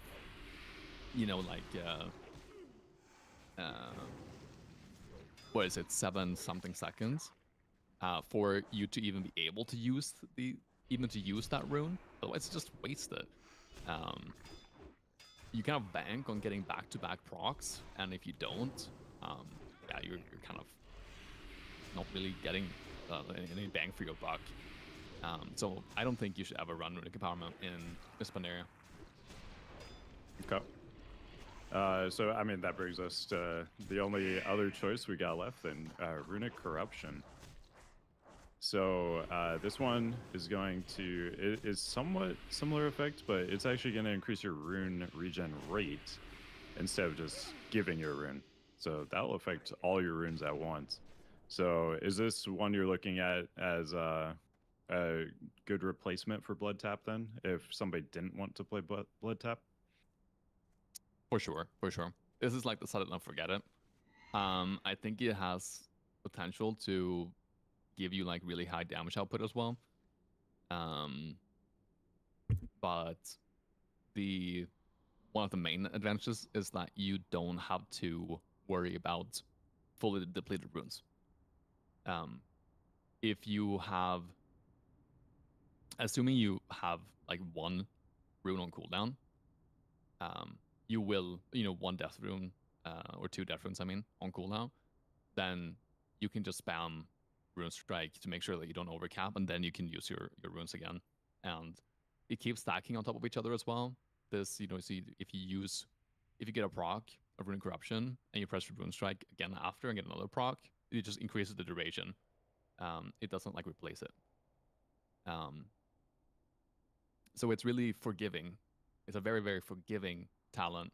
Whereas, runic empowerment, if you use rune strike but you don't have all fully depleted runes, you don't get any value.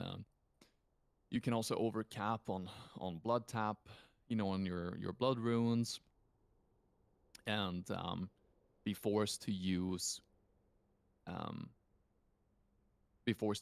your death runes in order to proc or to be able to use your blood taps, but that's gonna overcap you on runic power and stuff like that. Runic corruption is super, super forgiving. If you don't play perfectly, you will still get the full value pretty much all the time. So that is the main benefit of runic corruption, I feel like. So we talked before about mastering the basics before you kind of move on progressing through min-maxing. Is this something you would recommend most people start with before they do blood tap? Yeah, I think so. All right. Cow, have you played with all three of these, or a couple of them, or what have you found that you like the most here? I'm agreeing with Rieni 100%. Runic Empowerment, it kind of loses its value because now they're making you choose either Blood Tap or Runic Empowerment, whereas before we used to have, both on a basic level.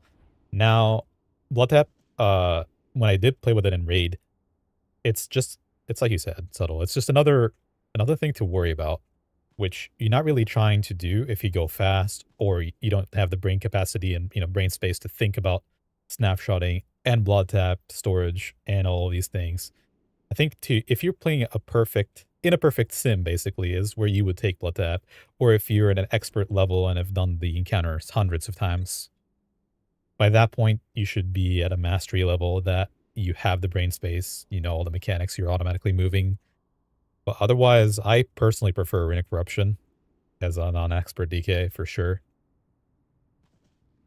Okay. Even as an expert, I feel like if you're playing content that you haven't cleared over and over and over, I still think you should run it. Okay, awesome. And our final tier here, this is, I mean, we talked about this a little bit. Anybody who's played retail, anybody who's played retail knows about this one. That Gorfian's Grasp, that AoE Death Coil. And a lot of people misunderstand this spell too, so we should go over that too. You actually cast it on someone. So it's not just everything gets pulled into you. It can be if you wanted to, but you can cast on somebody 30 yards away from you, and it'll drag everything to them. So this thing is just insanely powerful. Like, it would be crazy enough if it only dragged things to you, but the fact that you get to choose like where it drags things, it's just so insane. What's been your guys' experience with this? Oh, I'm sure you're loving it. It's the best thing ever, I think, for both CMs and definitely for Raid. It's actually funny because if you have multiple DKs and great minds think alike, you might actually sync up with another DK and waste it. Because everybody wants to know the best results. Just give me all the mobs in one spot and give it where I want it. So placing a totem somewhere, when I say totem, it could be a pet, anything, right? A placeholder on a floor that you want all the mobs to go to, and there they are. It's crazy. Yeah, in particular, like Will of the Emperor. I'm sure you guys are The probably playing mass around with the route. strat Yeah. too. Yeah, gripping everything together, rooting it together, all that stuff. So, Yeah. That's where DKs become a big part of the comp. um, is it even worth talking about these other two? Are there any times you guys see you might use these other two over Gorfine's Grasp? I used the Desecrated Grounds on Spirit Kings when in the first weekend because the arrows would always go on the tank. Yes, And that was a fun time. Yeah, yeah, we and just so Desecrated Ground would uh clear the arrow if you got when you got it. So Oh, okay. yeah, you Yeah. could IBF out of it. So what we did is just get our other tank would bait it out. He would just taunt it every time out and away from people, and as he Mhm. would roll, he would cast it on, on nothing basically.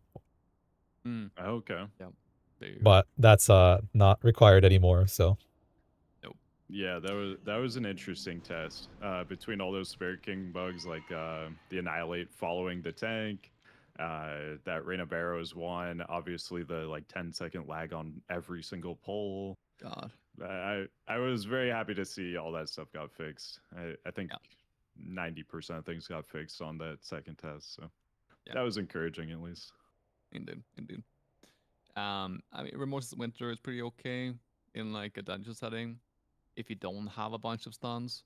But even so, you want to have at least one mass grip in your group, right? So that's only like situational if you have an unholy DK as well. Either you or the unholy would swap over to Remorse's Winter, but yeah, you pretty much set Gorfin's Grasp and you never touch anything else again, pretty much. All right. So what I've got on here right now, I guess, is kind of our typical loadout you're looking for uh like a newer DK that's just getting into everything. We talked about like Death Pack versus Death Siphon. okay. So Obviously, he's actually once showing you the know you're comfortable with that, you can one do second. Death There it is. Siphon, and then the Blood Tap versus the Runic Corruption. You can make He's that choice showing as the well if you what feel what comfortable a with that. new DK would And take, then basically, depending on AoE single target stuff, you can which is basically what change we're that taking top as row well, as except well. for adding Death Siphon over Death Pact. All right. If you guys don't have anything more on talents, we'll look at glyphs then. No, let's do it. All right. So are there three? Oh, So we should mention, I guess, beforehand that we downsized glyphs a little bit in MoP. We don't have the, what is it, prime, major, minor anymore. Now, I think they're just calling them major and minor. Is that right? Or are we calling them prime and, okay. Yeah, so we just have the major and minor. So you're going to have 6 total glyphs. And kind of their whole philosophy on glyphs just changed in MoP too. You don't really have those glyphs anymore where it's like your shield slam does 10% more damage, like those just super obvious just damage increases kind of choices. We'll talk about power later. It sort of actually does still have that stuff, so maybe that was a bad example, but yeah, in general most of these are very different in kind of the way they function compared to old glyphs. yeah. um but are there like 3 that jump off the page to you, Riani, that you would basically always use, or maybe even just Let's see literally if we can always see this use? here better. I think there are Basically, a glyph of two that outbreak. stands out. Okay. And the the third one that you pick, I feel like is very very situational and like what you prefer as well. And I think there was one glyph that you should always run if you feel like you are maybe struggling on with your diseases. Um, but let's start out with the one glyph that I think everyone should have, and that is glyph of Regen Magic. This one over here at the Basically, top. it gives you cooldown reduction on your AMS based on how much absorb there is left when it's fully expired. And it's up to 50% cooldown reduction, which is kind Pretty of nutty insane. because That's crazy. yeah, because you have a lot of fights where you literally just use AMS for runic power. For example, on Will of the Emperor, they have this passive ticking damage, right? You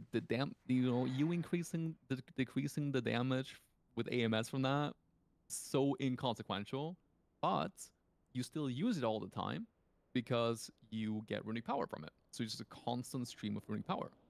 And then you are done with your duration, and your AMS basically gets reset to 50% with cooldown reduction right away, because it doesn't absorb the whole thing, right? Fantastic, fantastic. Another glyph that I think is really good is a glyph of Festering Blood, This right here. which gives your Blood Boil the damage amp from having diseases, even if they don't have diseases, which is 50%. 50% damage increase is kind of a lot.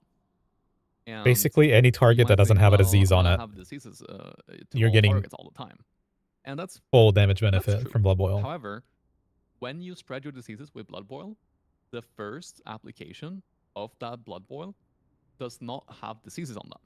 So you just boost that Blood Boil by 50%, which is kind of huge, especially if you have a constant stream of new applications all the time. So one thing I had a question about, I can't remember which Blood Decay glyphs come in the later patch, which we, I guess, aren't sure right now if we're going to have all the glyphs right away. Are these glyphs that originally came, I think it was 5.2, 5.3, 5.4? Yeah. Are any of these those glyphs that we may not have on launch? Both of those. Okay. But they are on the beta right now. They've been purposefully implemented on the beta as well because they weren't at first. And Blizzard wasn't sure how they were going to deal with it. But from everything we have so far, we can assume that they will be at launch. Awesome. And then the other two is the first one is Glyph of Pestilence, same as in Kata, just increases your range by 5% or 5 yards. Which is only really good if there's like certain applications, right? The main places where I noticed it is Elegon, when you're spreading your diseases to the stars, when they spawn in the intermission, but then also on Empress in Heart of Fear, in the intermission, if you have the off tank somewhat close to where you are, with your two big mobs, then you can spread your diseases a lot easier if you have the glyph on as well. Yeah, I noticed it a lot on Elegon. Also, you don't even need to be like in Elegon Center, so that's one thing people should be aware of. Like, you can be on the side of wherever your spark is, that you're going to be killing, and from there, you're like, the pest is going to be off the boss, so it'll actually just travel to the whole other side of him and just hit everything. You don't need to, make sure you're dead in the center or anything. So that was really, really nice. Yeah, definitely a big one there. And then the last one I think that's realistically worth considering is Glyph of Outbreak. This is the one we were talking about earlier, where you remove the cooldown of Outbreak, but it costs 30 power. That's where you're gonna be snapshotting. It's realistically, it's not insane because you kind of theoretically just need to apply it once. However, there will be cases where you're like, oh shit, my debuffs fell off. I'm stupid. There will be cases where you go out and fight mobs away from where your current deceased target is, and then you will have to Icy Touch and Plague Strike. Ugh, God. Could you imagine? Yeah. You have disdain from it. It's funny because I've actually had to do it, and I think even on opener with very little vengeance is something I've been doing in order to not run that glyph. I will not be pressing outbreak until I'm ready for it, you know what I mean? With a Yeah, snapshot. exactly. Um, of course, your blood boil does keep like refreshing the snapshot, but it's especially like if you don't want a dancing room weapon right away, um, Hey, then Lion. you know you want to have outbreak available for when you press that dancing Just room weapon bring in them the all middle of here. application. Have them listen to So people, that is to adults, yeah, I like glyph of functioning outbreak at the moment actually, adults talk even about a though it's video like game. people see it as kind of like a noob bait glyph because it seems great, but like if you play it correctly, then you shouldn't need it. But there's so many places where you want it. There's so many times where you change targets away from your other pestilence target.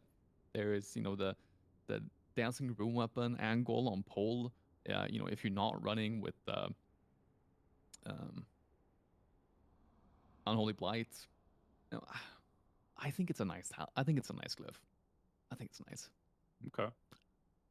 Yeah, So that's one you'd recommend most people run. So it'd be I think so. Yeah. okay. So typical loadout, we'd be looking at festering, regenerative magic, and outbreak. You think as kind Like of if we're if we're keeping standard? this new player friendly, then I definitely think so. Hmm. Yeah.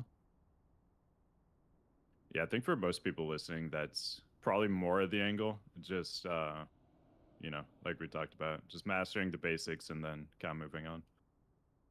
Yeah, you just have to keep in Exactly. The mind expansion isn't out, so people should be new players.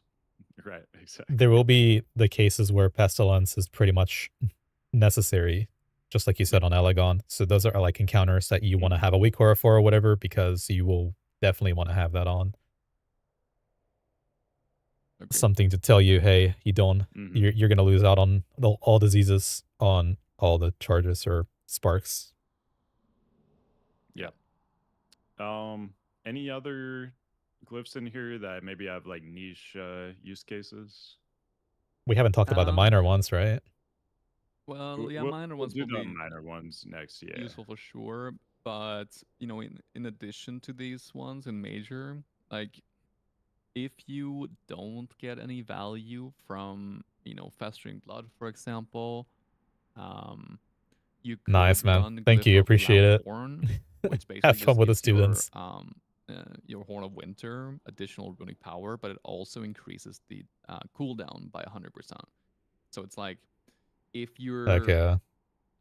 GCD capped, then this is a great glyph to have because you're not going to be able to press Horn of Winter off cooldown every single time. So this will lead to more runic power regeneration. Um, one thing to notice as well is that glyph of AMS is seems great, but it's actually not that good. The problem with having all 100% of the magic damage be absorbed is that you also get way more runic power way more quickly, but you can't spend it all. Um, so ideally, you want to run without it, and then especially if you're running with Glyph of Regen Magic, that also means that they kind of counteract each other. Um,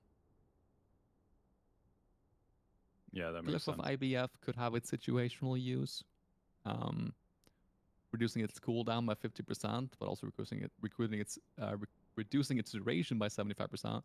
But if you think of like Impale on on Madness, then Mhm. this glyph would have been huge. Yeah. Um, but normally you would never run it. Any others that stand out to you at all cow No, just for the four we talked niche about, I use? think, for Okay, sure. sure. There's one niche use. You Yeah. can use glyph of shifting presences if you want to swap into unholy stance during the dance on will, but probably not. You do you lose your vengeance when you do that though? Yeah. Okay. Yeah. So it's very much like you're really struggling with the dance kind of thing. Get the extra move Mm. speed. Okay, Hmm. I got you. Take a look at miners. Maybe should phrase that differently. Minor glyphs. Anything standing out here, Rihanna? Army. Sorry. Army. Army. All right.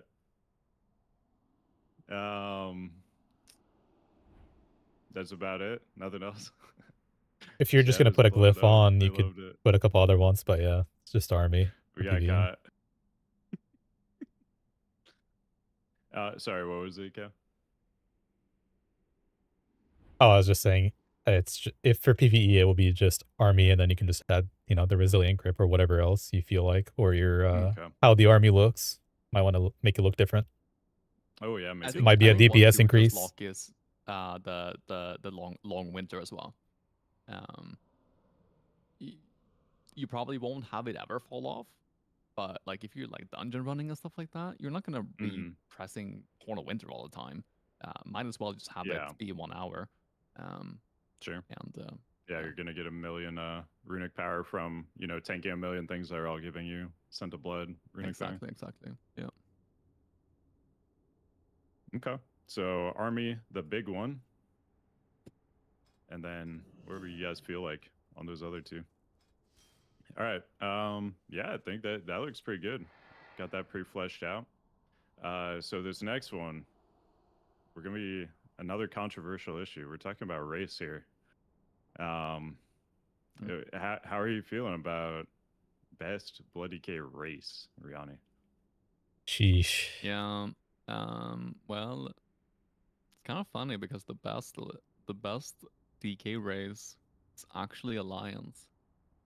Oh. Yeah. We looking at Worgen? We looking at human? What are we looking at? Looking at Worgen. Just 600 raw stat crit and a speed increase. Damn, that's pretty nice. That's good. That's good. But other than that, let's talk about the real faction right now. Let's talk about Horde again. It's gonna be pretty much down between Orc and Troll, just like in Kata, where Orc will be our general preferred pick, and Troll will be insane on beast bosses. And there are a fair bit of beast bosses in this expansion. I think it's like 8 or something like that. So on those bosses, you'll be happy to be a Troll. All right. Any thoughts on that, Cal? I would ask, does army or ghoul scale with the pet damage from orc? So I need to go out and get some conclusive data on that, because I did mention that in the racial section, but I need to get more conclusive proof about that, because it does increase Death Knight pets, right? Now whether that is technically only if it's guardian pets, or if it's your pets that has your has like a command center, I'm not sure. I need to So then it will be like a niche case. Do I want to go for Troll, or let's say maybe Berserking in the execute phases with the RW and everything stacked might be a little higher value than Orc? Or do you think not? Despite maybe not gaining damage from pet, because we're just looking at Blood Fury and expertise, right? His work. Yeah, exactly. Yeah, I'm not totally sure. But then would you consider Troll a clear winner when it comes to the beast bosses, or no? Yeah, definitely. I don't know if there's a world where Troll is better on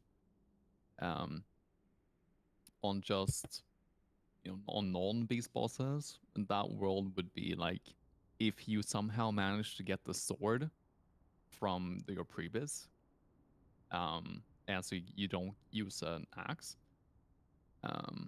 It does, but it ends up being very minor. An insane amount of vengeance. But what's 2% out of 6 million? You know what I mean? Is that I don't know if it's gonna expertise. be worth it if you're gonna be fighting half the Oh, bosses that are beasts in a that's dungeon. my read at the moment, at least. Okay. So something to keep tabs on. Yeah. Either way, Uh, the difference is going to be very, very minor. okay. And then professions, another big one. You know, people are Ooh. asking about. What professions are we looking at? You can take this one, Cal. Professions. Yeah, so we talked about it earlier, just like we talked about the stat priority. You basically be going for your I'd say you'd go engineering and blacksmithing.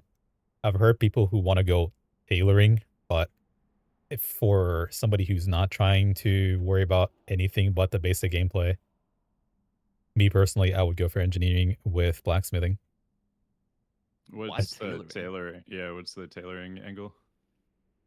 Uh, well, I'm not gonna disclose that some people had some testing that they did, Oh, okay. but Secret tech. it might not be anything Okay. worth considering for BDK.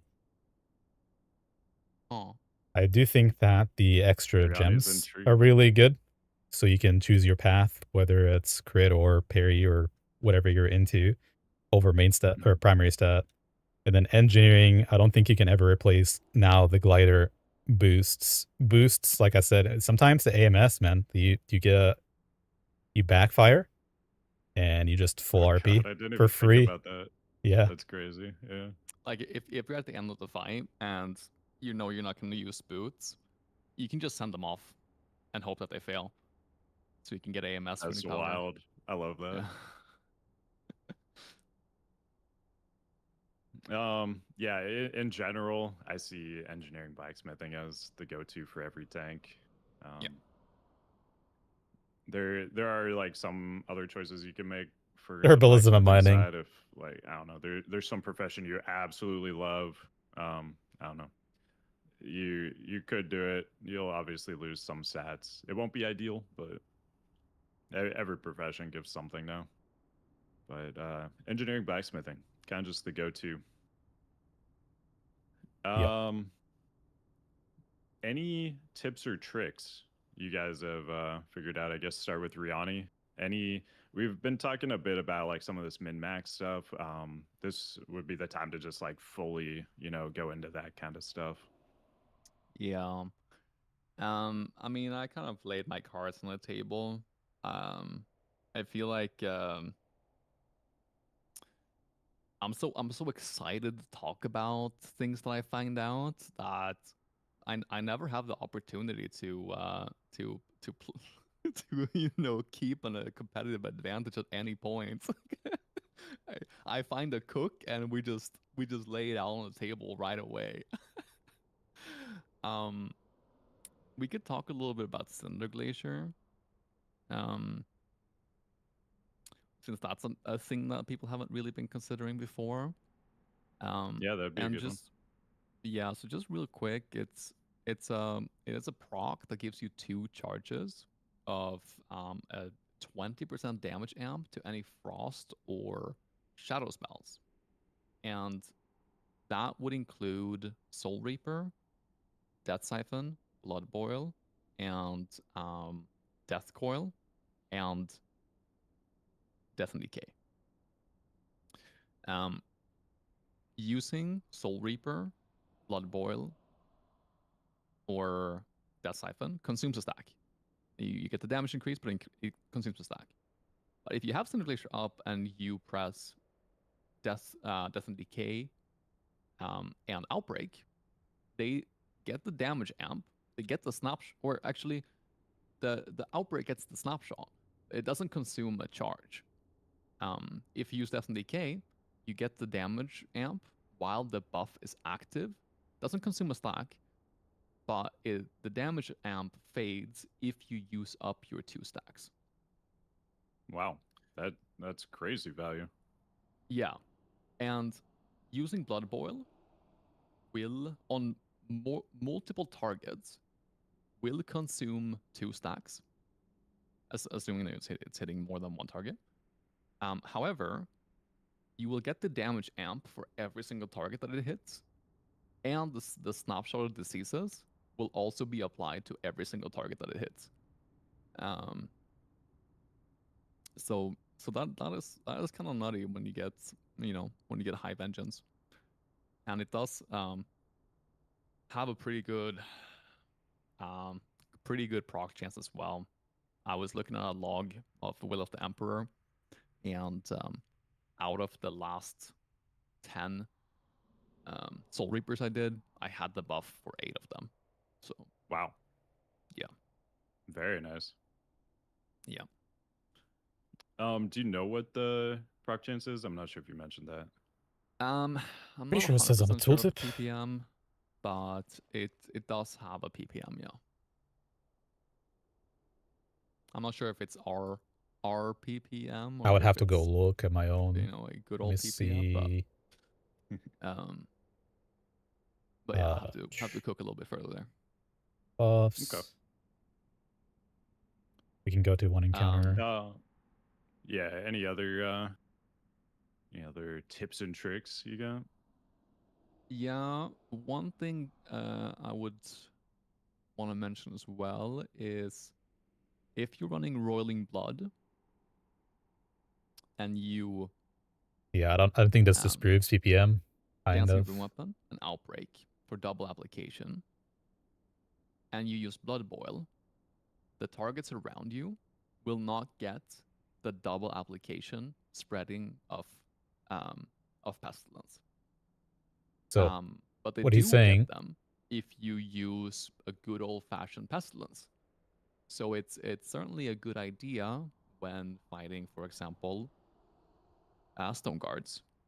When you use your double application of outbreak to press pestilence instead of pressing that one blood rune of blood boil. Okay. Hmm. You Is there got anything any? else? You got any tips or tricks, Cal, that you've been using? oh, I think mainly if you follow Riani's guide, you're good to go for tips and tricks.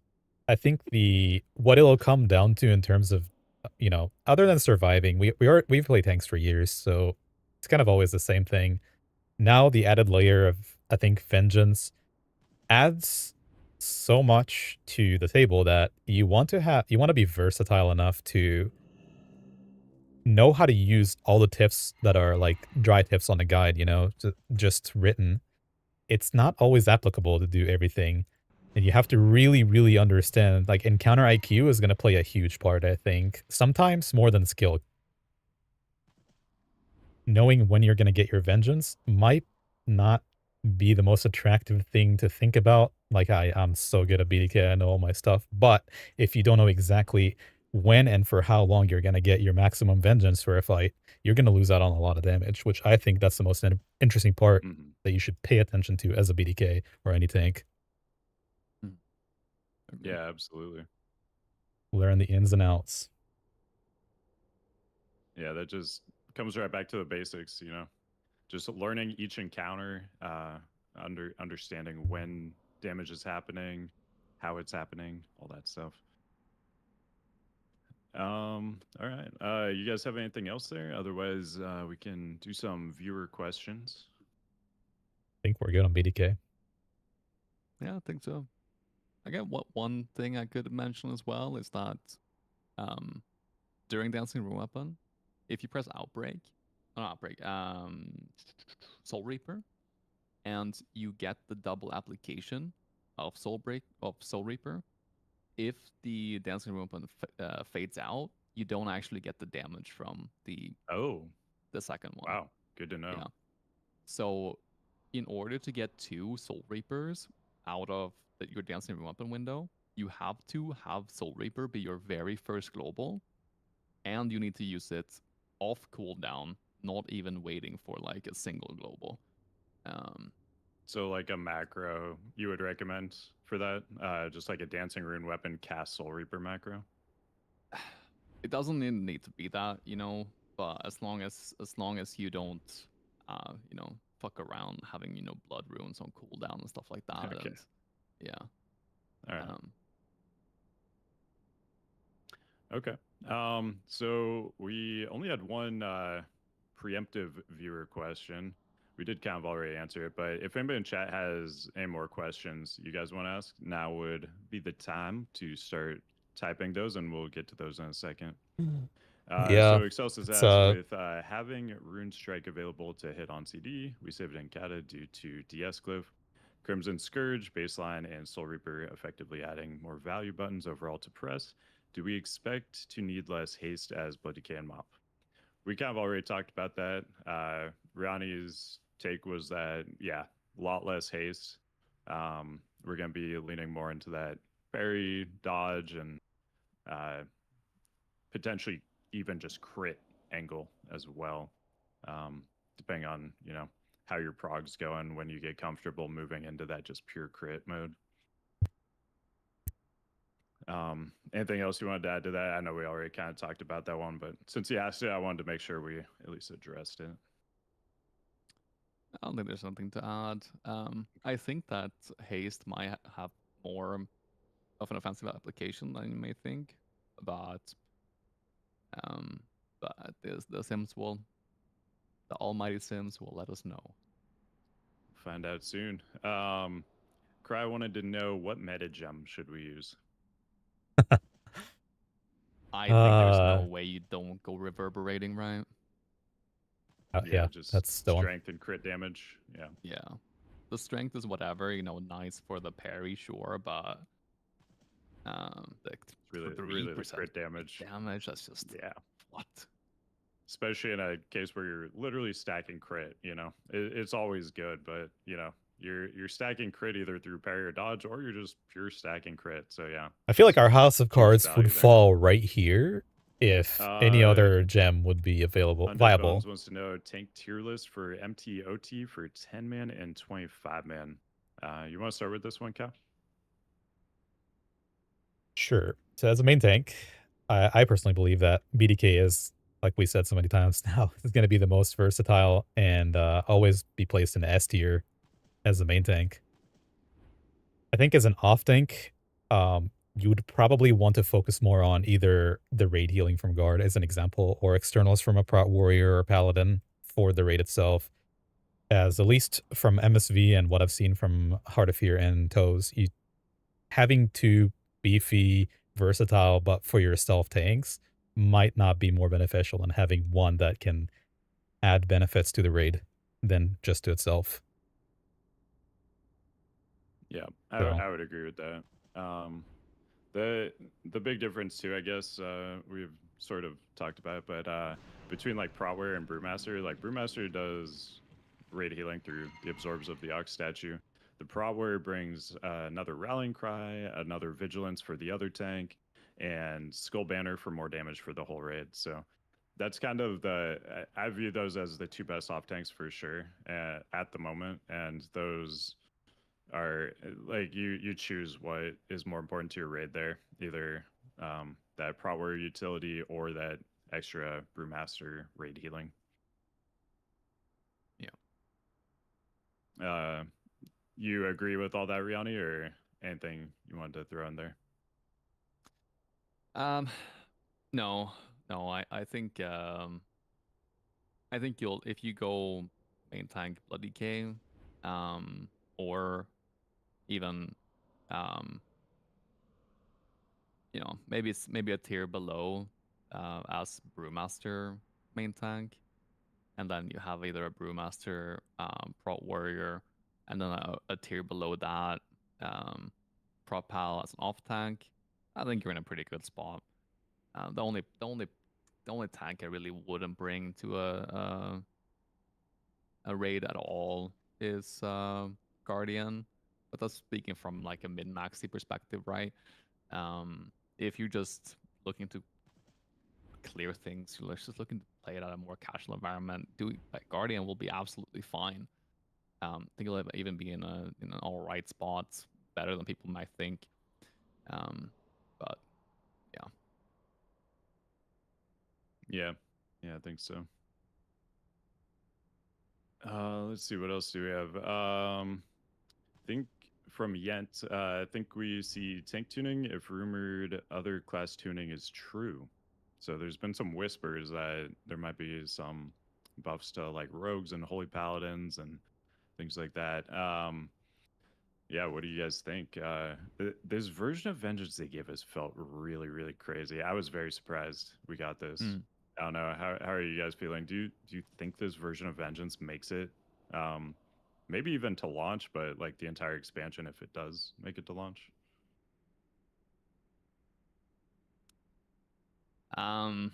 I don't know about the entire expansion. That would be kind of wild, not gonna lie. Even now we're topping the damage on every single fight. Um, and you know, it's just gonna get more and more out of hand.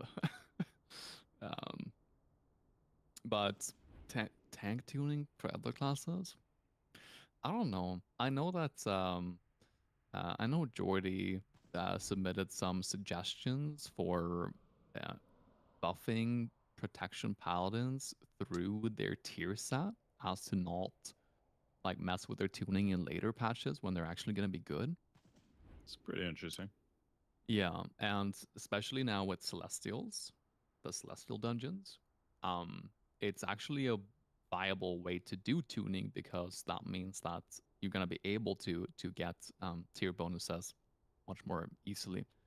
It does still lead to some pretty mm, feels bad moments at times when you're like locked into an LFR set, even though you have upgrades that are available to you. Mhm. um, but um, But yeah, I could see that maybe being the case. Well, Otherwise, I don't really see the need for tank tuning at all. I say that's a blood decay, of course, so so do you take that with a grain of think salt. there is any tuning that is necessary right now at all? So, as an example, I'm sure you've played BDK in Wrath. I was always told, as I didn't play Wrath before, coming to Classic, I was told it's a prop paladin or get out. Basically, I wanted to try a BDK on in the first phase. That's completely shut down. Old War, you're starting to see more BDKs, especially in Agalon abusing the thing. I'm not going to mention it too much. And then it only really it all came alive in TOGC and especially in ICC Yeah. for a BDK. But so would it not be a similar situation now where Prop Paladin is just lagging behind due to a certain stat that needs? Do you think it needs to be buffed? Not at Yeah, all. Like I later think on, it's for gonna sure, be they're gonna be great. crazy. Yeah. Yeah, later on, once it has a haste, I think it's gonna be just insane. Yeah. Yep. It, do you know what like changes Jordy was proposing? Did he like have anything specific besides just like it Nah. would be part of the tier set? Okay. Well, unless I you do know have more it than I do. somewhere. You have the specifics? Um.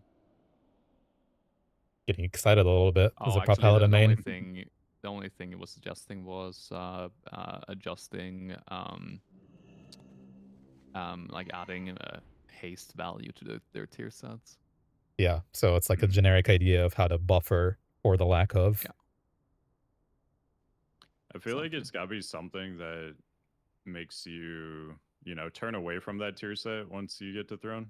Because otherwise, like if the set's too good, like it could just be something you use, the entire expansion. So they Yeah. definitely gotta be careful with that. Yeah. Um, what would you guys think about if like the tier set they made just increased the duration of like the Shield of the Righteous buff? Because I feel like that's one of the big problems Prop Ally has right now, is that it just can't keep its active mitigation up very long. It has low uptime on it.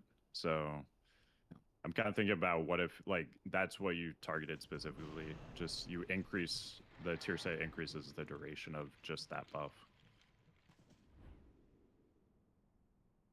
That is actually where they fall short, though on damage, they're way behind as well, right? And which is where haste would come in for both of those. I don't know. For me personally, it's hard to view it in any other way than just let it be, let it cook for a phase. They get the Hmm. extra stats, and they're gonna start ramping up.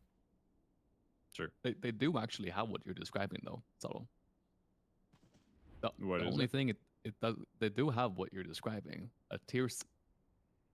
A set bonus that increases your uptime on Shield of the Righteousness. The only thing is, it doesn't come from PVE. Oh yeah, is it there? The PvP set does that?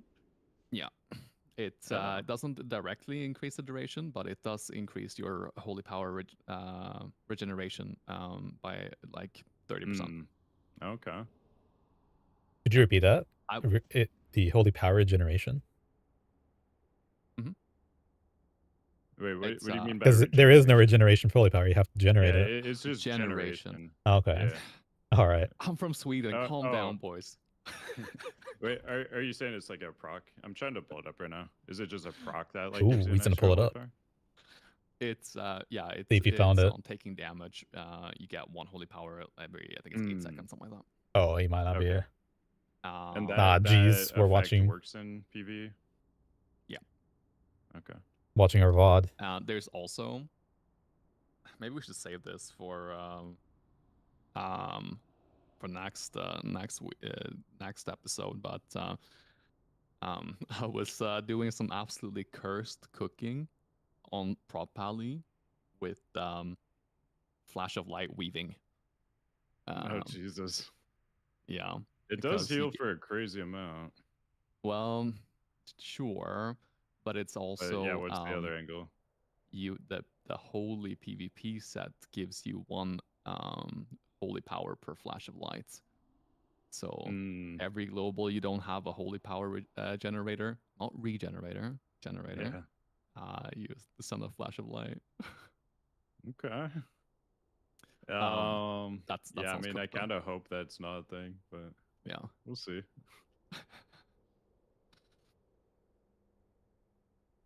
All right.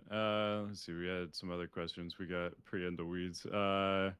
What trinket sets you gonna roll with pre-raid, and will you have a defensive set available? you take this one first, Cal. I need to think it over. Contrary to that, I don't have much thought about trinkets. I haven't found any that I really truly like. There is the I forget the name of it. The 450 item level one that is on use. The engineering or different one?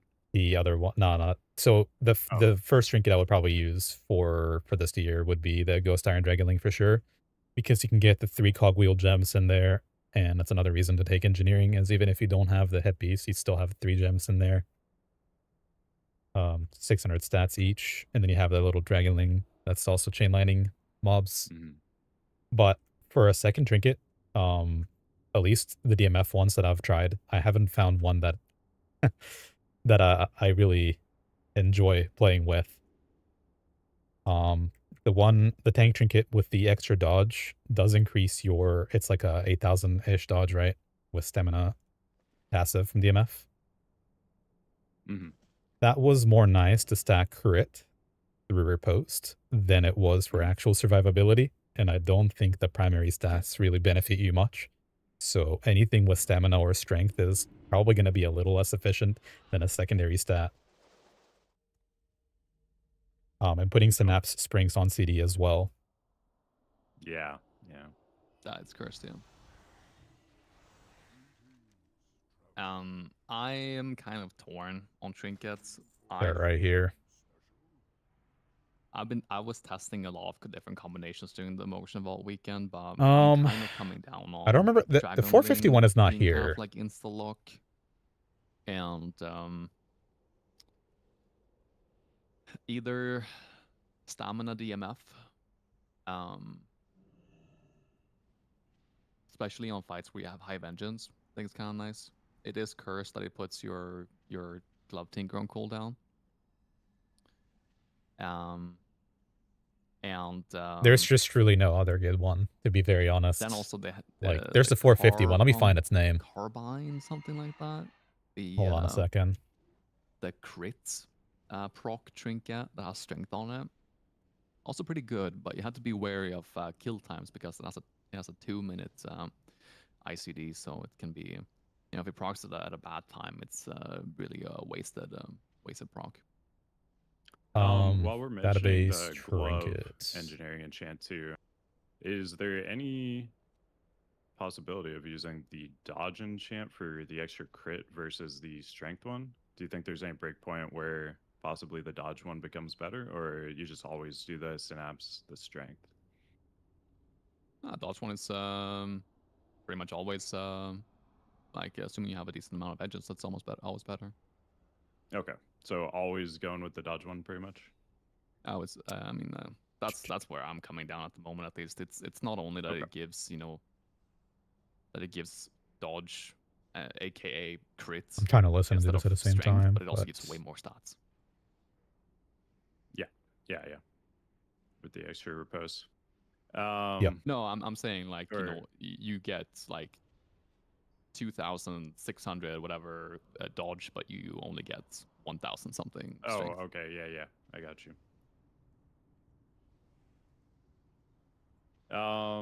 Question from Solomon: Can a Bloody K make a good OT if your guild main tank wants to main monk?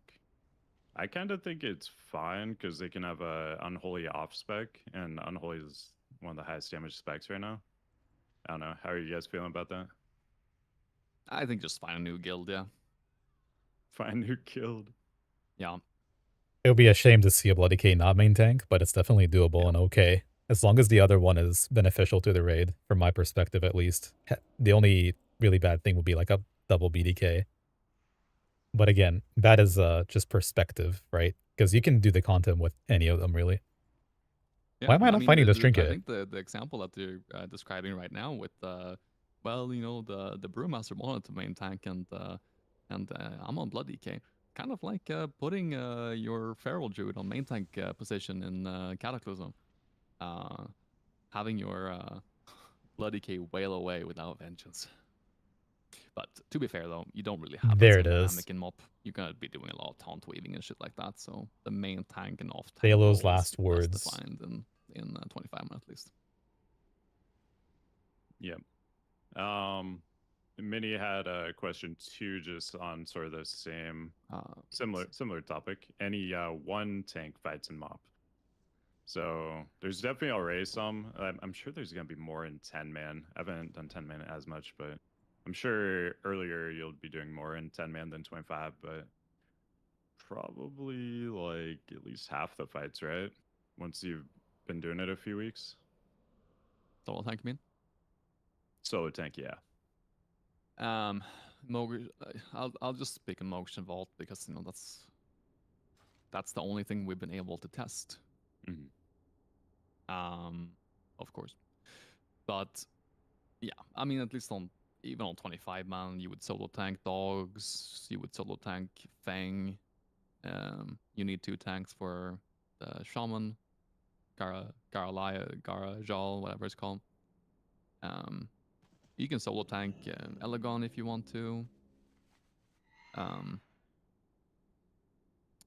You'll solo tank Spirit Kings. You probably won't solo tank Will. Actually, does the stack go above 10? Just caps at 10 because it's just reduced armor. Or Yeah, are you talking about the stack for the? Nah, you're right. The armor. Attack. Well, yeah. Maybe there's a world where you solo tank Will as well at some point. You I've just heard some whispers. Yeah. It sounds like a job for Subtle. That will be a. This sounds like a job for Clothiani because if you reduce armor that you don't have, it don't matter, man. I solo tanked Blackhorn on Clothiani this tier, so I mean, why not Will? Right. I mean, I feel like Brew would be even better for it too, right? Because you have so little armor, like baseline anyway. Like the plate tanks are losing a lot, but yeah. But bigger death strikes though. Bigger death strikes, yeah. Yeah. I don't know. I think that is something we will see, like as the phase goes on for sure, though. And kill times are getting quicker and everything. I would say on Fang, one important thing to keep in mind, it's not the your ability to solo tank, it's more of how good is your off tank at reversal. So if you're nullifying and he's using reversal, that stacks to be he's probably doing a few good millions of damage points to the boss just through reversal. Mhm. And if they're good at taunting as well and not immuning the boss, that's even more damage just from Vengeance. In our testing, at least, it proved to be better than Solo Tank for damage for the raid. For sure. For sure. Dogs and Spirit Kings looks to be the cookie cutter solo, if you will, meta. Mhm. Yeah. Yeah, and we've been talking about it a little bit, but not exactly directly. But yeah, the whole taunting for vengeance thing, like on pretty much any fight, you can guarantee you'll have at least like 50k vengeance at all times if you're just like not actively tanking, but just taunting, to keep vengeance up. So, I mean, having like essentially a minimum of like 50k extra attack power, it kind of changes things. And then on the riposte tanks too, if you take a few swings when you're doing that taunt and you get your dodge or parry, then you get your crit buff up for 20 seconds as well. So even as an off tank, you still can get value, that crit value from dodge and parry, which is really nice.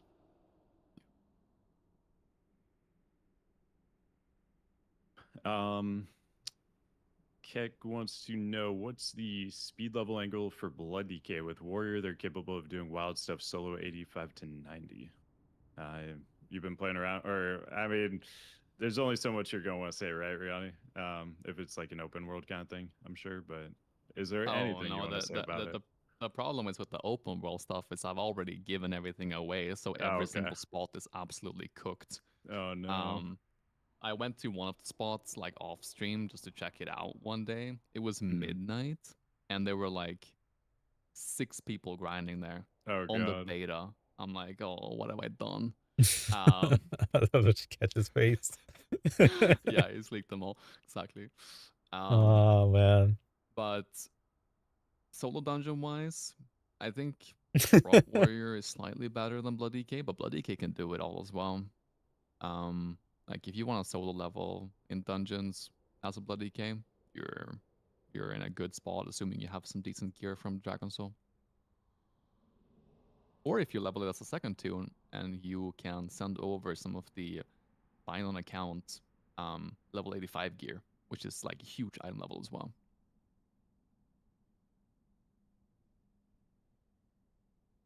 Okay.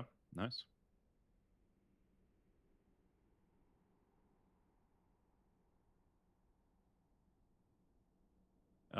Cry is wanting to know is Tauntier still a thing? Thought that went away at some point. So like when they implemented it, it was basically a checkbox on each individual mob.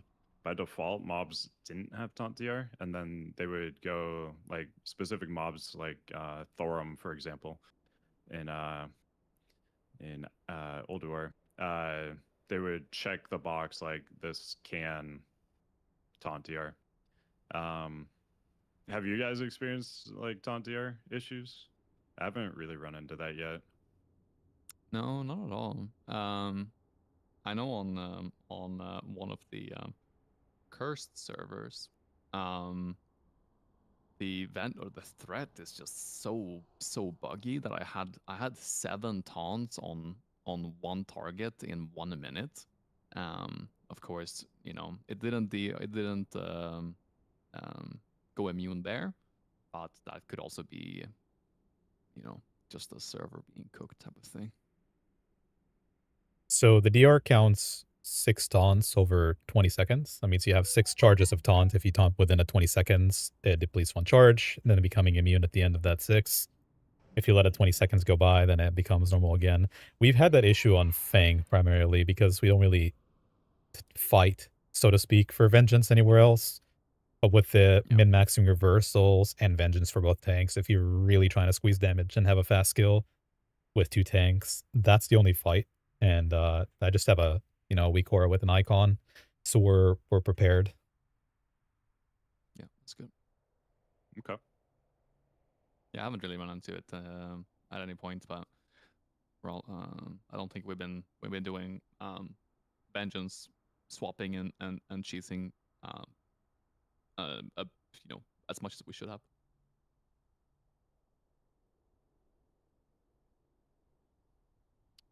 Have you actually seen it go immune, Cal? Yeah, Fang. Okay. Fang the Okay. Accursed. Fang specifically. Okay. Yeah, so there's fights like Garajal where you can actually get the 50k Vengeance for free because he fixates the main tank, right? And I know we're not really getting into that, But so fights like that, the checkbox you mentioned is not ticked. So that boss does not go immune to taunt as far as we've tested. But you are able to refresh your vengeance on your off tank for free without getting hit. Okay. Yeah. Awesome. I think let's see. So with all of the possible one tank for the best swapping between off tanking and DPSing for the off tank, which class would be ideal for both 10 and 25? So I feel like they all have good options. Like Prot Warrior has the arms option, which is great. Bring the skull banner, bring all that other utility, does great damage. The Unholy DK, great damage. Can bring an extra mass grip too if you need that.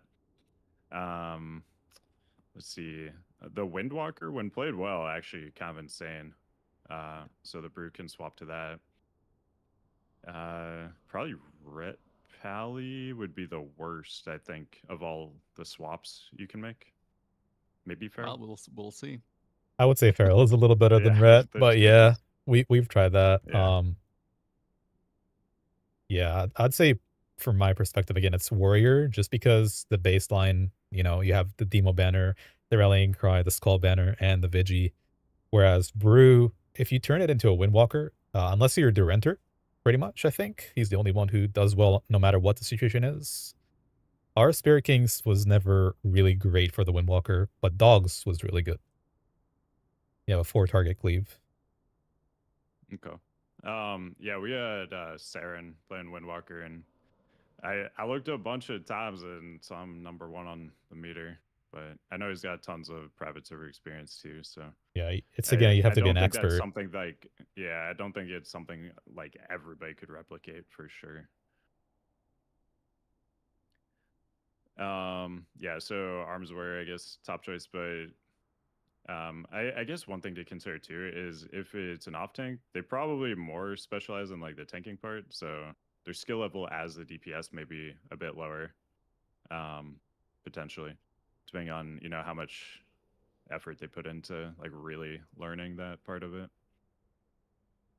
But yeah, the arms were just baseline gonna bring a lot of stuff, just with the skull banner and rallying cry, vigilance, all that.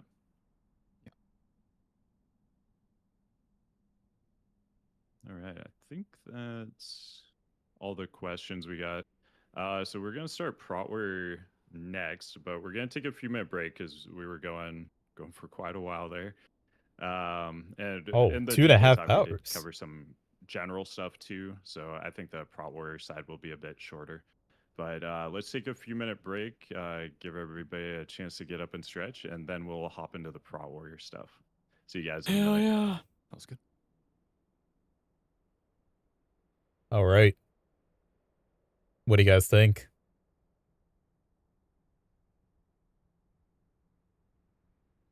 Hope the snapshotting doesn't deter anybody from playing BDK because it sounds like it's a whole lot, and it is, but it's just not necessary. So you can play a basic level and still outdamage the top players in the world at playing DPS spec without the minutia of snapshotting the diseases correctly and reapplying with Pestilence is something that I haven't even done. It's you don't really want to think about that when you're just starting to play the game. So hopefully that doesn't deter people from playing BDK because it is an extremely good main tank. I was always told in Cataclysm, the BDK of Cataclysm is the Prop Paladin of Wrath, but it's funny that it became even better now in MoP because you're like a pseudo spellcaster. Hey, what's up, Scalmo? What's up, man? Hope you've been enjoying the tank talk, the deep dive from Sensei, the BDK master. It'll be very, very interesting to see how things are on live, though, for sure, in week 1, where the expert BDKs are going to do massive amounts of damage, and then us noobs are going to be behind. today we're going to do BDK and Prout War, yes. And then we have the other 3 tanks on the next one, the next episode. You were working and forgot about it? Well, I'm sure Subtle is going to have a short version of this. Let's see, is he back? Oh, I did send you the trinket that we were talking about earlier. Okay. Yeah. Delos with the 700 hit and a big strength on use.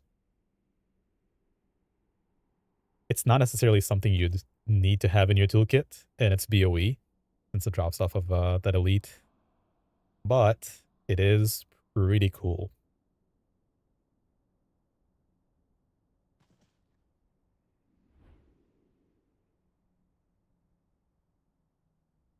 Gonna watch the VOD later? Yeah. That sounds just about right. Big yapping for 2.5 hours on one class is pretty good, though. Since we didn't really cover MSV and all the ins and outs of what to do, but it cover BDK and the basic tanking stuff for the other classes as well. And so the next episode is also going to be, the 3 least favorite tanks. Well, Brew, we didn't really talk challenge modes too much because I don't think that's going to be the big thing. But, Brew and Raid, from what we've been told. Oh, there he is. That was odd. Yeah, I'm not sure what happened. Okay, yeah, there you are. No worries. Yeah, just drop the bomb and leave. Oops. Yeah. So I'm not sure if I cut off or I'm not. out of here. Yeah. Yeah, you did. You just started talking about it when you pieced out. Yeah, so it's like I got pulled up now though. It's kind of like an offensive, but it's a BOE, so you'd have to buy it, but it could be just a fraction of the price of like a DMF trinket. It's just that you can control it, and it's not on a 2-minute ICD. It's slightly shorter. So it could have its potential. Yeah, that is a lot of strength. Yeah, and then the hit is also something you just don't need to reforge into. Don't have to worry about it. Big value. Yeah.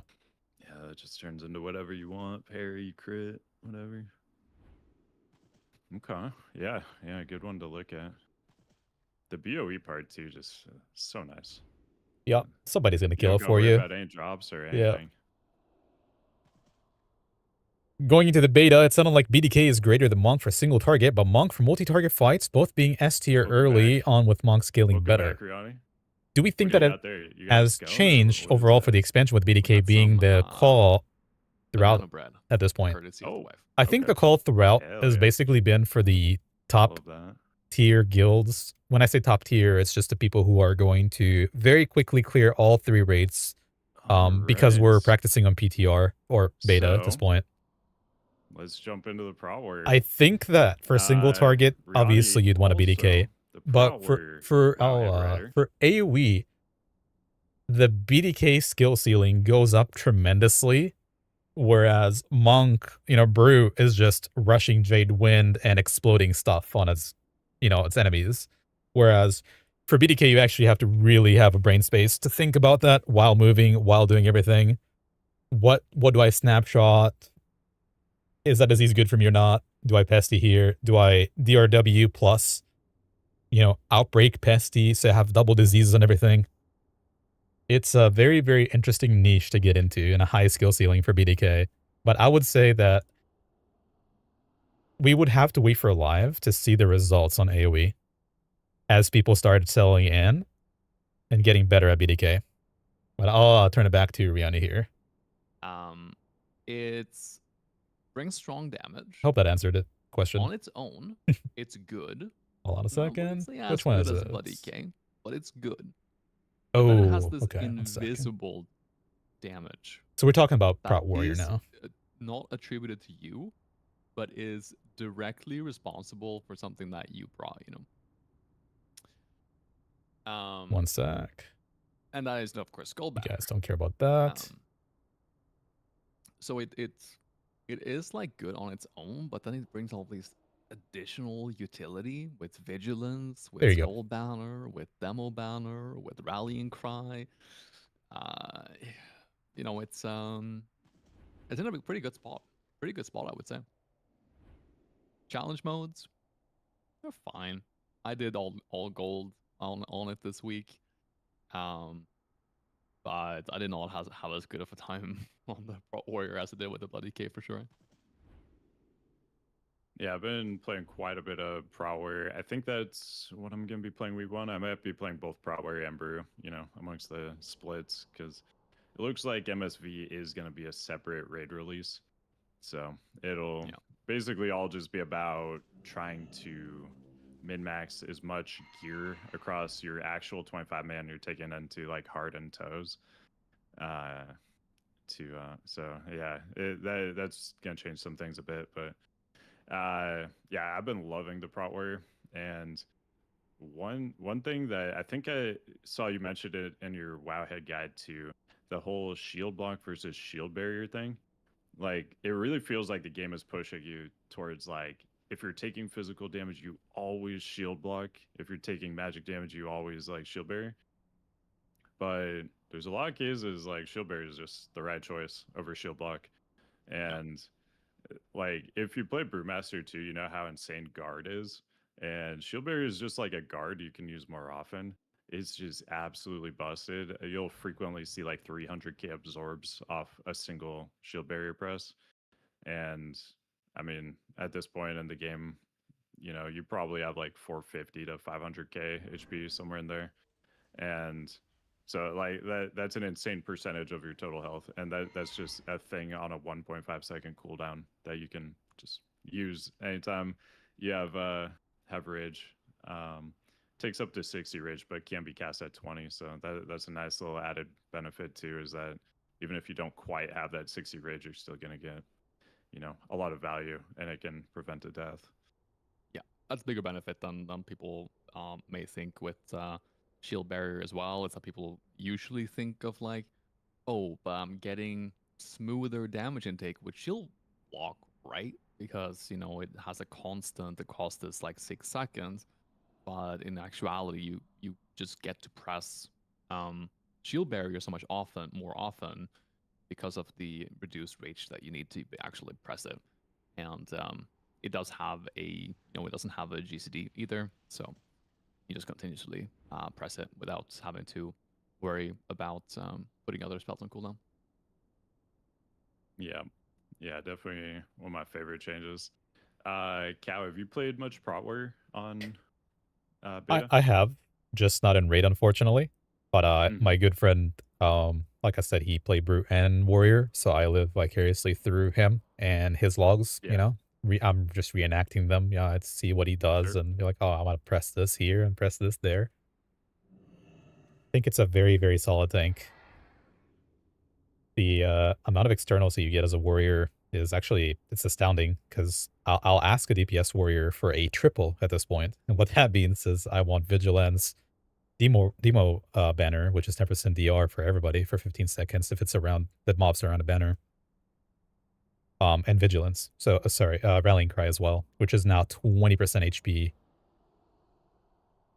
So Yeah, having a that's that a kind of nice little stack. versatility, yeah, 20%. Vigilance lasting for Sure. so long as well with a big DR. It's just something Yeah, you it's like vigilance the is so busted. reminds me of the prop paladin off tank in Wrath in terms Mm-hmm. of how much you can help benefit the raid from your externals. Yeah, yeah, Yeah. absolutely. Yeah, I've just been loving Prot Warrior though. It feels so good, and people are kind of in disbelief just from the last couple expansions, you know, of like where Prot Warrior was. Nobody wants to believe like Prot Warrior is actually good now, and it just is. Um, it has so many buttons though. That's like the big thing. If you played like a retail Prot Warrior, you know like how many like little cooldowns and Yeah. stuff it has, and it feels a lot more like that. And then Shield Barrier obviously being pretty similar to Ignore Pain, that comes later. So if you like the retail version of Prot Warrior, this version of Prot Warrior is definitely like the big step toward that retail Prot Warrior, which is one of my favorite tanks of all time, definitely. So I'm a huge fan of that. And it just Yeah. feels awesome to always, have stuff to press, whether it's an offensive cooldown or a defensive cooldown, and having that safety net of like a shield barrier to prevent a death like anytime you need it, pretty much. Yeah. Um, One thing I will say that Prot Warrior does not have going for it is that it pretty much has zero self-sustain. There is not a lot of things you can do to regen your health bar, whereas literally every single other tank has something that they can do. And that does definitely feel bad in a 10-man environment. 25-man, I honestly don't think it matters that much. But in a 10-man environment, kind of rough, kind of rough. Yeah. There are those niche situations though, wherein you can second wind and spam shield barrier and just be immortal. Not really a raid thing, but it is a fun thing to mess around with in like dungeons and challenge mode, stuff like that. Yeah. Yeah, I So mean, if you don't take more than 3% of your health per second, then you're immortal. yeah, unlike the other And tanks, you're right though. It's sometimes you just have to have the healer understand that you're now a Proud Warrior and not a Blood Death Knight. Just, throw me some yeah, love here and there. it's definitely an adjustment for sure. So notable changes coming from Kata. I'll throw a few out there to start with. So shield block, that's a big one. It's now a short cooldown. It gives you guaranteed chance to block for its duration. So if you don't dodge, parry, or miss on the attack, it will just be a block. So that's pretty great. The worst outcome of an attack is you block it. It lasts, I think, 6 seconds. You can have 2 charges at once, though, and you can't have 100% uptime on it, but you can have close, and you always have that shield barrier too. Um, it, but as we talked about, you don't exactly want to always shield block anyway. Um, but some of the other big changes, like in defensive stance, you aren't actually going to get rage now from attacking things. You're going to generate your rage by using your abilities. So, like Shield Slam doesn't cost rage, it generates rage. Devastate just doesn't cost rage. And then Revenge generates rage, doesn't cost rage. And then every time you get a critical block, you're going to proc in rage, which gives you 10% damage buff that you're used to, but it also gives you 10 rage. So this is one of those things where the more things are attacking you, just the more rage you get, kind of deal. So that's always a valuable thing to be thinking about. And part of shield block's value is the fact that it's going to increase your chance to get those crit blocks to then get rage refunded. So you may refund the entire cost of the shield block depending on how many things are attacking you, and it could even generate rage if you have enough things attacking you, like overall. And I then don't I think so mentioned before. because Oh yeah. it does have a ICD. Oh, is there an ICD? I wasn't Yeah. actually aware of that. Is it 1 second or? Um, I want to say 1.5. I have it somewhere in the guide though, so I can see if Okay. I can find it. Yeah, good call on that.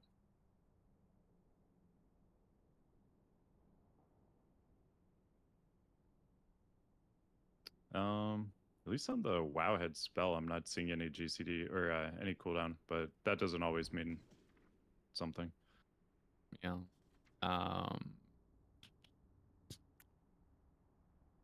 Where do I have it? I think it's in stop priority.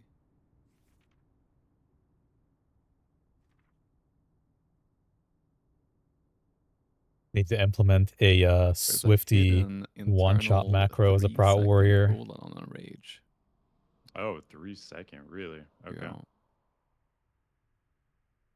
You probably It does wouldn't put it go down for Bladestorm almost unless you're very, any very AoE. comfortable playing Proud Warrior, Wait, though. is that?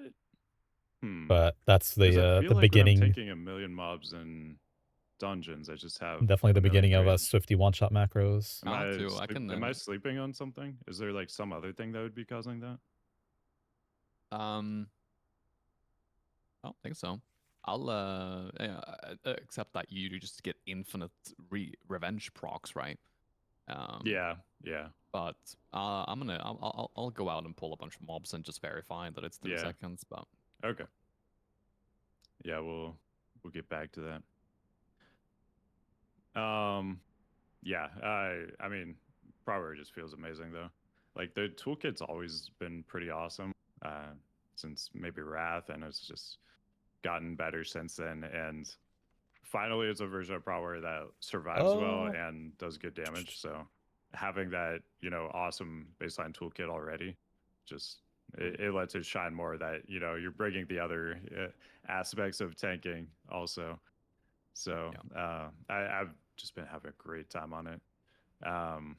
What about you, Riani? Any like big changes that you'd want to mention that stand out? yeah, I mean the main thing is definitely the active mitigation, right? And that you have basically no abilities cost rage. The only abilities that cost rage are your active mitigation spell and your heroic strike, cleave, and execute. Your your offensive trade spells, so to speak. One thing to mention is that you don't have restrictions based on what stance you're in, so you can use execute freely now. For example, how like you couldn't in Kata without stance dancing. Rend is gone, so you just get insta deep wounds through what's it called, thunderclap, and revenge. Not revenge, devastate. Um, the biggest change of all, praise the Lord. Last Stand and Rallying Cry no longer shares a cooldown. I don't know why they ever like implemented that in the first place. It felt so bad. I can't believe we made it through the entirety of Cataclysm without them changing that. I thought for sure that would change, yeah. With how I damn was bad so Prower sure that was. the buffs were gonna come any minute now. They, Oh, they just gave up on us for Sod. They didn't do like any changes in Kata. It seems like they're more hands on for MoP though now. definitely. Yep. Um, but other than that, there's nothing really too sweeping. Of course, you don't have demo shout in the same way like you did in previous expansions. Now we just get automatically reapplied.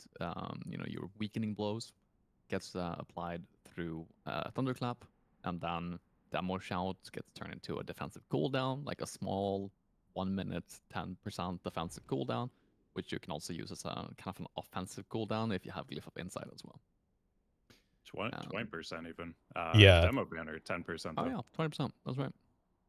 That's right. Yeah, I love this version of demo shout though. It's so much more interesting than just having to spend a global cooldown on applying an attack power debuff that other tanks get applied for free just through their rotation, like Blood Decay and Prop I did in the past.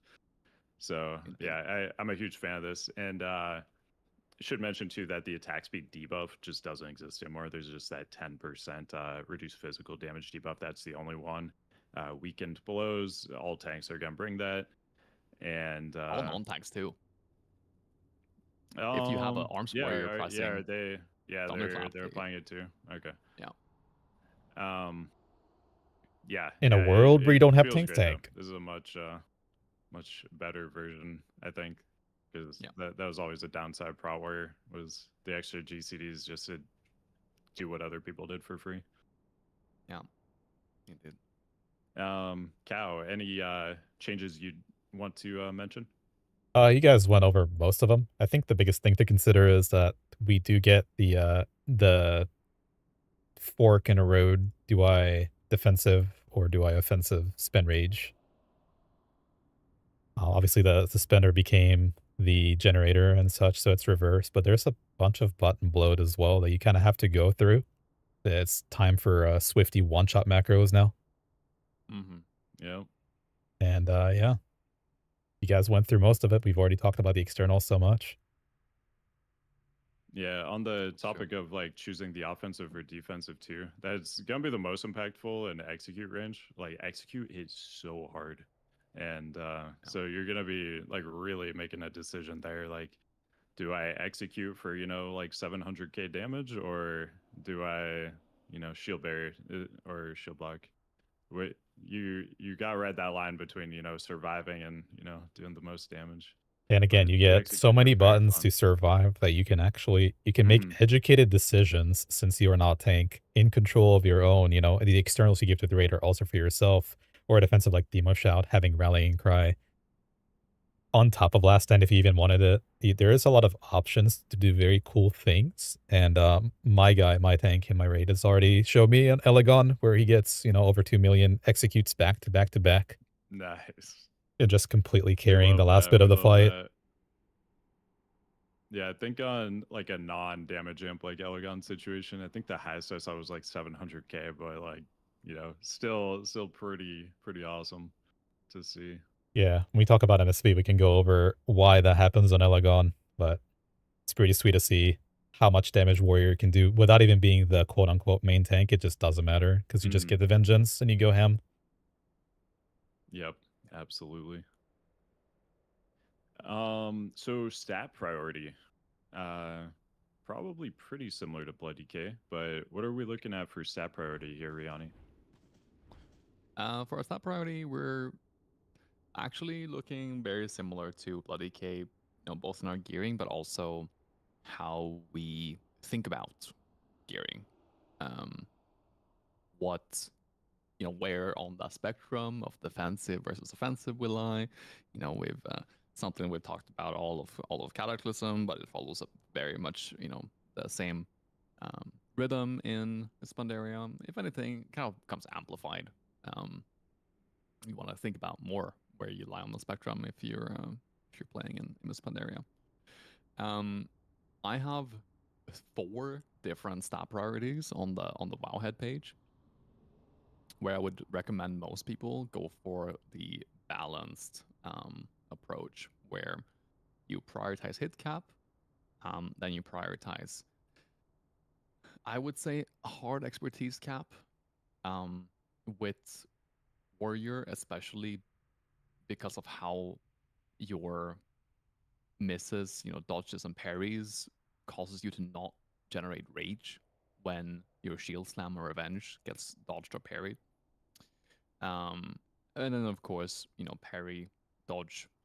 How about Then the I big put mob here? crits actually quite high on the Prot Warrior, especially because it's not only your Gotta remember my keybinds, but critical blocks that give you enrage, but it's also your critical strikes oh that yeah, I'm completely out of sync devastate, with my keybinds.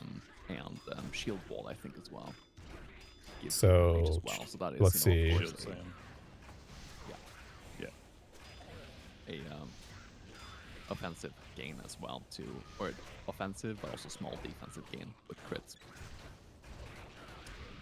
Then of course you can go full beef defensive mode, where you want to prioritize things like stamina, where mastery That is going to becomes be fun. insane if you actually press shield block. That on dogs would be so much fun. But Just stacking honestly, every single thing possible. I Just wouldn't blade recommend going storming. down that route. Yeah, part of the parry and dodge value too, parry in particular for probably when you parry or dodge an attack, you reset your revenge cooldown. We already sort of alluded to that. Yeah.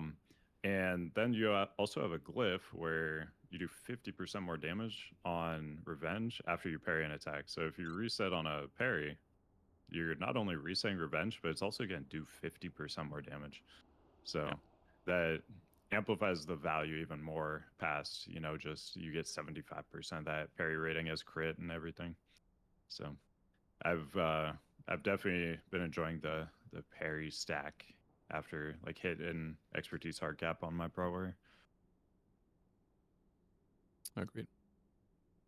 Cow, anything you want to add there? No, as I far as agree with your that. stats? I think the Hold the Line change was pretty cool because it used to be like a little buff you get for yourself in Cataclysm. That's a change we didn't really talk about yet. But yeah, you're amping yourself, and so parry becomes even more efficient stat. Probably the most efficient for warrior for all purpose. Mm-hmm. Yeah, absolutely. So rotation, we can kind of segue into that. So my understanding of the rotation right now is basically on single target, you're going to prioritize Shield Slam, then Revenge, then Devastate between those. And then if you proc a refresh on your Shield Slam through Sword on board by Devastating, then you're going to Shield Slam again. And then, you just kind of Shield Slam, Revenge, Devastate. And then for AoE, you would just move Revenge and Shield Slam in that. Is there anything beyond that or anything to correct on that, Riani? I don't think so. Like, you're just a shield slam or revenge, Yeah. simp for sure. That's your biggest priority. And then, it becomes a case of like, yeah, you can make offensive trades. Like you can swap out your active mitigation for heroic strike or cleave. Um and um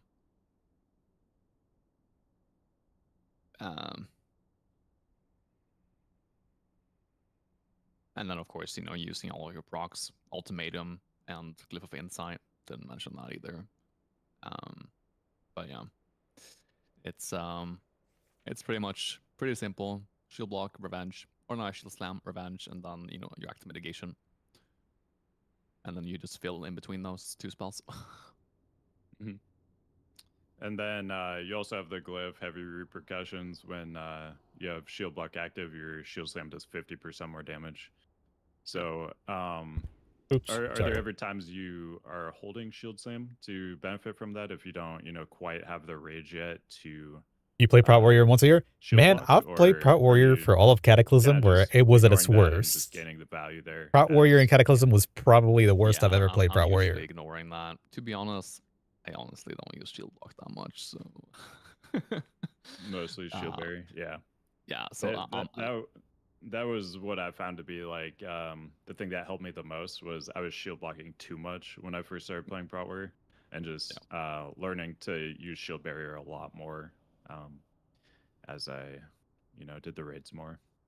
yeah, shield blocking is something you do as a like offensive middle ground to proc more enrages and to well, I guess Oh, to I proc always more have fun, enrages, yeah. but also to proc your heavy repercussions glyph as well to be able to use that. But if you just want to be the beefiest tank you can be, then shield barrier is pretty much always going to be the best option. Yeah, especially after the vengeance changes. Like shield barrier was Hey, a bit there's nothing I could do lackluster about at that. first, just because vengeance. They closed wasn't down a really putting it GDKP, into my place. Prout Warrior is So just sitting. it did kind of create But at some least bad we have that habits, all I on know, at video. least for me, where I was like overvaluing shield block because I was just used to like when I press shield barrier, it gives me like nothing. But after the vengeance changed, I mean, I feel like the most common number I see from a shield barrier is like 270 to 300k absorb. So it's very, very good, being more than half your total HP.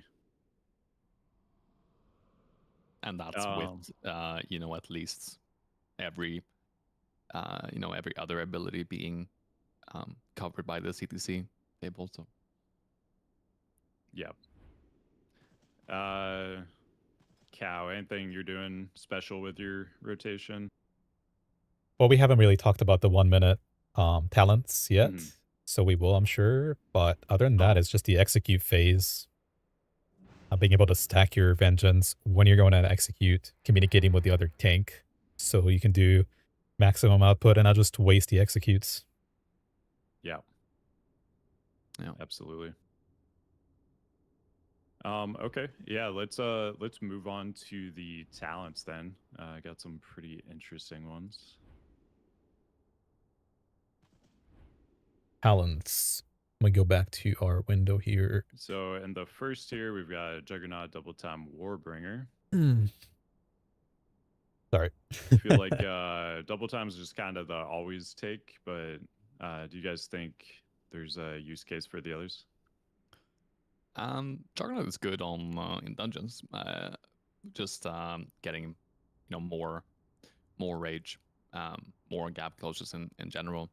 I think double time is the general always like go-to pick because like in a raiding environment where you just having the flexibility of being able to charge twice is it's always going to be better than just having a lower cooldown on charge in general.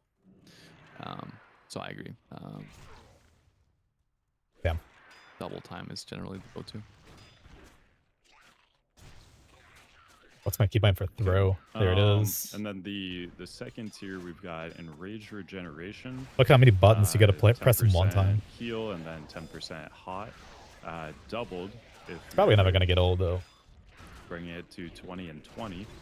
Second Wind. This one, situationally, is just completely insane. But for raiding, it's not, you're not really going to get that insane value. But basically, when you're below 35% health, you regenerate 3% health per second. So what he's talking about is this one right here. Incredibly valuable for like soloing old raids and while you're leveling, stuff like that. But I don't know of a specific use case for it. Possibly there's some like niche use for it, but not that I know of. Like if Impending Victory was not on the GCD, that would be so nice. Mm-hmm.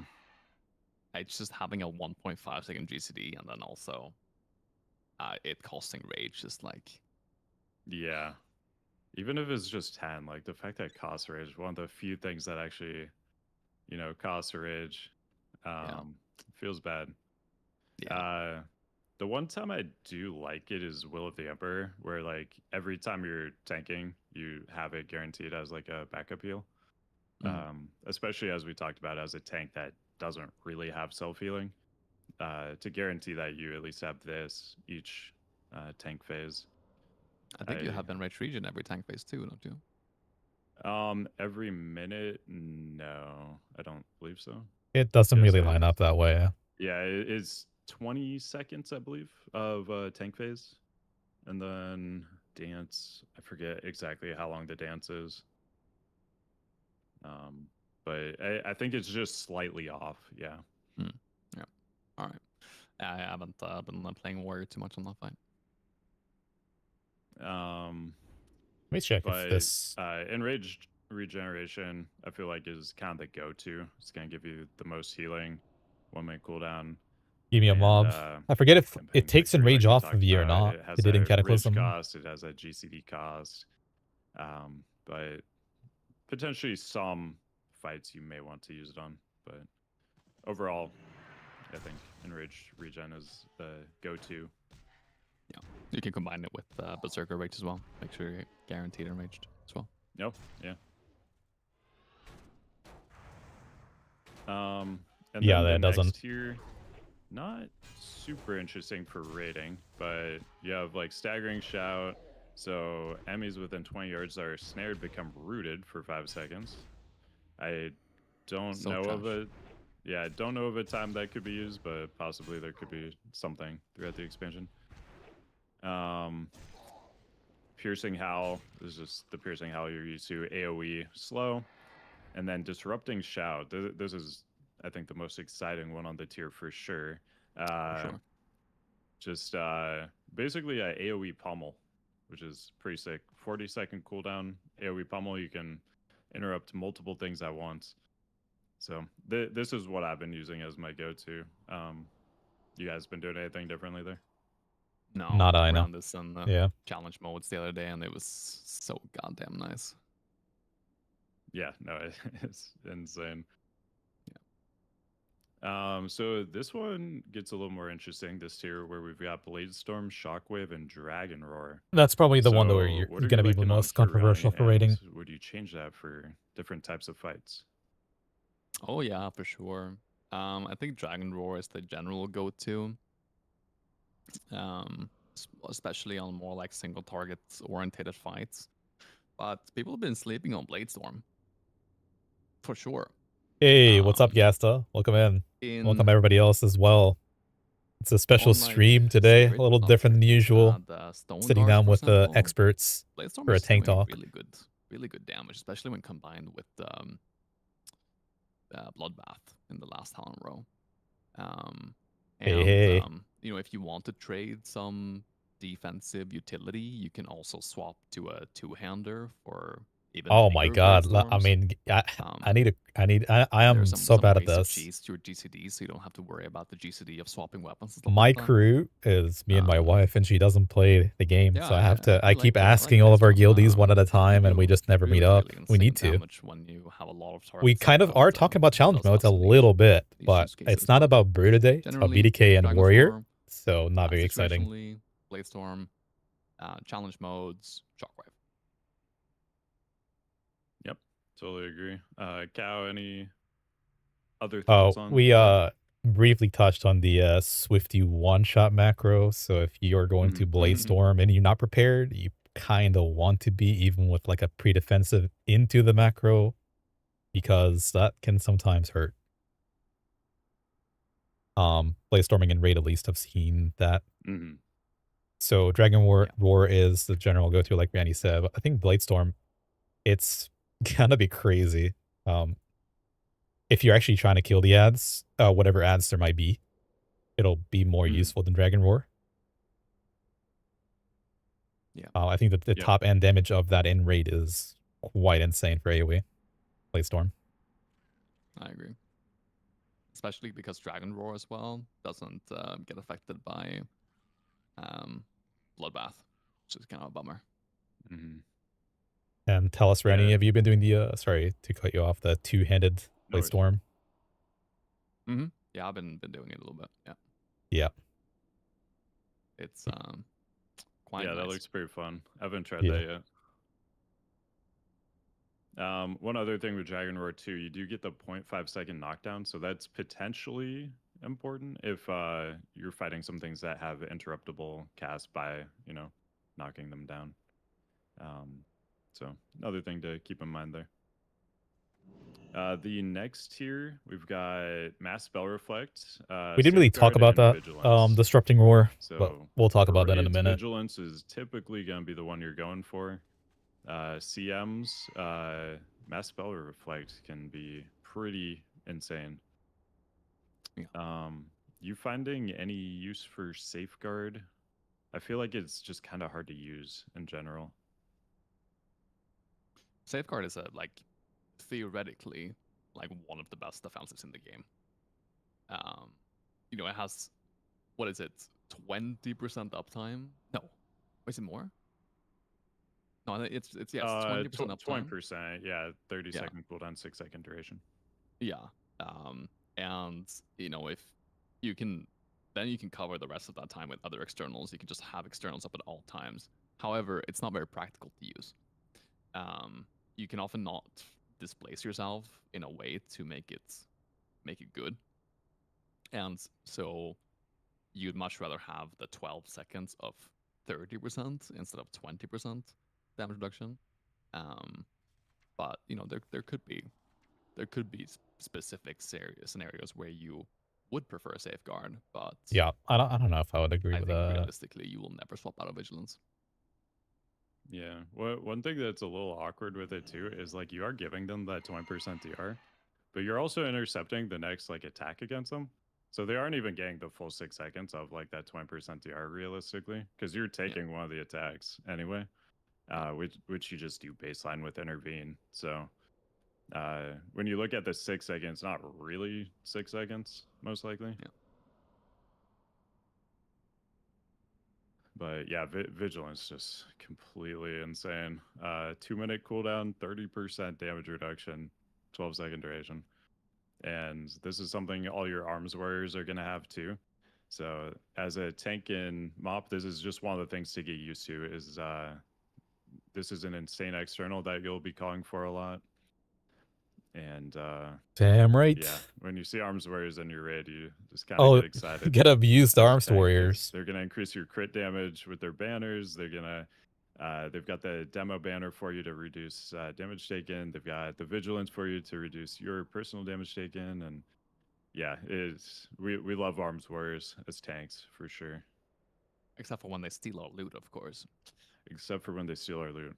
But Yeah, we're gonna be good looking thing at we that don't want mastery at least. Yeah, we're gonna be looking at that parry dodge loot a lot of the time though, right? So I mean, for the first week, yeah, but after that, you know, There's it's a big after smirk that, there, yeah. just pure Yeah. grit. yeah. Need my Blade Storm two-hander, come on. Yeah. And then this final tier. So we got Avatar. I mean, anybody who looks at this probably thinks, 20% damage for 24 seconds. That looks pretty awesome. And then Bloodbath, 1 minute cooldown, applies bleeds on your special attacks. And then Stormbolt does a bunch of damage to things that are immune to stuns, 30-second cooldown. So Bloodbath is kind of the go-to here. But how are you feeling on like Avatar also? Nah. Avatar is kind of trash. Like, if you really want the damage for a specific window and your damage doesn't matter outside of that, yeah, sure. But very, very situational. I am, however, interested to play around more with Stormbolt. Because when you read the tooltip, it just has 125% or 500% weapon damage, but it doesn't say anything about a one-hander or a two-hander. And Yeah. Two-hand weaving with Stormbolt just literally doubles the damage that it does. So you can get some pretty fat Stormbolts out, and I am interested in playing around with that in a single target environment for sure. Yeah, that'll be interesting to take a look at. I do like this whole two-hander swap angle for the Blade Storm and the Stormbolt. Just Definitely remember, sounds fun. put his shield back on, you know? Yeah, What's the exactly. shield? When do we get the Titan's Grip Prowler two-hander and shield? Exactly. I would say All right, Avatar has its very, very niche case use for it, we mentioned. So I haven't tested, obviously, but what do you think about fights like Elegon, where killing ads is nearly never, let's call it, important? Let's say you're the part warrior off tank in a raid, and now you're looking at all of the ads are coming back from the phase with you, and you're not actually killing them. You're bleeding them with your dot, and you're getting aggro on all of them, and now you have 300,000 attack power. And then you can use Avatar specifically to kill the boss instead of Bloodbath to kill everything at once. Exactly. Really good for circumstances like that. Yeah, but that's very, very situational. So the go-to, you don't want to think about it, Bloodbath plus macro it into your stuff. Once you have Vengeance, just down. Swifty macro. Swifty macro. Back in the day, we called it like the Vive macro too. I don't know if you guys remember that. He was like a arena warrior. And I mean, you get so many off GCD things. It's just a macro that, uses like 8 damage increase things at once. And I remember on my arms where 1, 2, 3, 4, 5, 6, 7, 8. Yeah, all 8. your damage stuff, and you just 8 abilities. Deleted people. It's just all right. So it's fucking preposterous. Yeah, this I mean, I feel like probably has 8, less and you're in talent two-hander. variation than Typically 9. most other classes and specs. Like Yep, this build we have on here, I feel like you're gonna use it basically all the time, other than the potential niche situations we talked about. So we're gonna talk glyphs now. Oh yeah. I feel like glyphs for warriors are so awkward because there's so many good ones. But you just end up insta-locking like 3 of them all the time. Yeah. So sad. Yeah. So we should each say one and see if we're synchronized on that thought. All right, let's do it.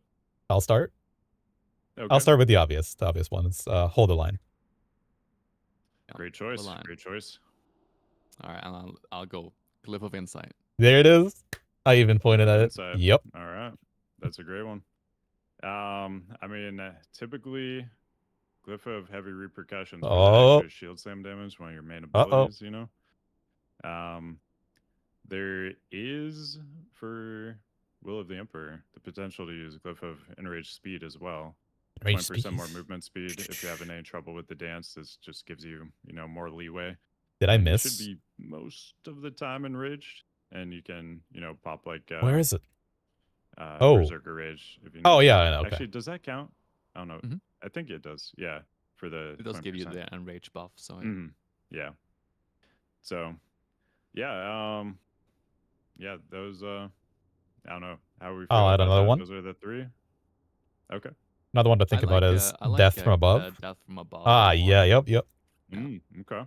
So Haven't if actually you're played around thinking with that about one yet. your uptime on shield block throughout every fight and you start analyzing your logs or your friends, you might notice that the higher damage you're going for, potentially the less you go for that glyph. And you can really add, it's like a dual purpose Death from Above, right? Because it reduces the cooldown on your best mobility action in the game pretty much. You're just flying somewhere at a high speed. And it also does a lot of damage on impact. Yeah. So you could use And that off offensively. GCD. Yeah, exactly. So you could think about that as like, how much damage would I actually receive or gain, sorry, from heavy repercussions throughout a fight that I'm kind of maybe forced to use shield block where I don't want to, potentially, or a 50% shield slab increase. Mhm. Yeah, like next time you do stone guards, for example. I'm not sure if you're doing it already, but weave in some heroic leaps into that fight. You're gonna be seeing a noticeable increase. Yeah. Big damn. Yeah. Here's some insight. What kind of damage are we looking at on this?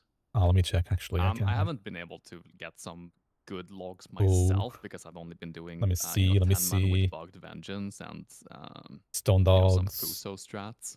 I see Krunk. But I mean, Oh, Krunk I'm didn't sure press Subtle it. has some logs. Or not Okay, Subtle, I'll have to has some ask. logs with where you're doing that. Yeah, I'll have to dive because he didn't really use it on the last one. We've been doing a lot of 1 and or 2 tanks, so we kind of go in and out. But yeah, here's a pro tip, real quick, and it's something people usually glance over. If you vigilance your other tank, it actually makes your taunt have no CD.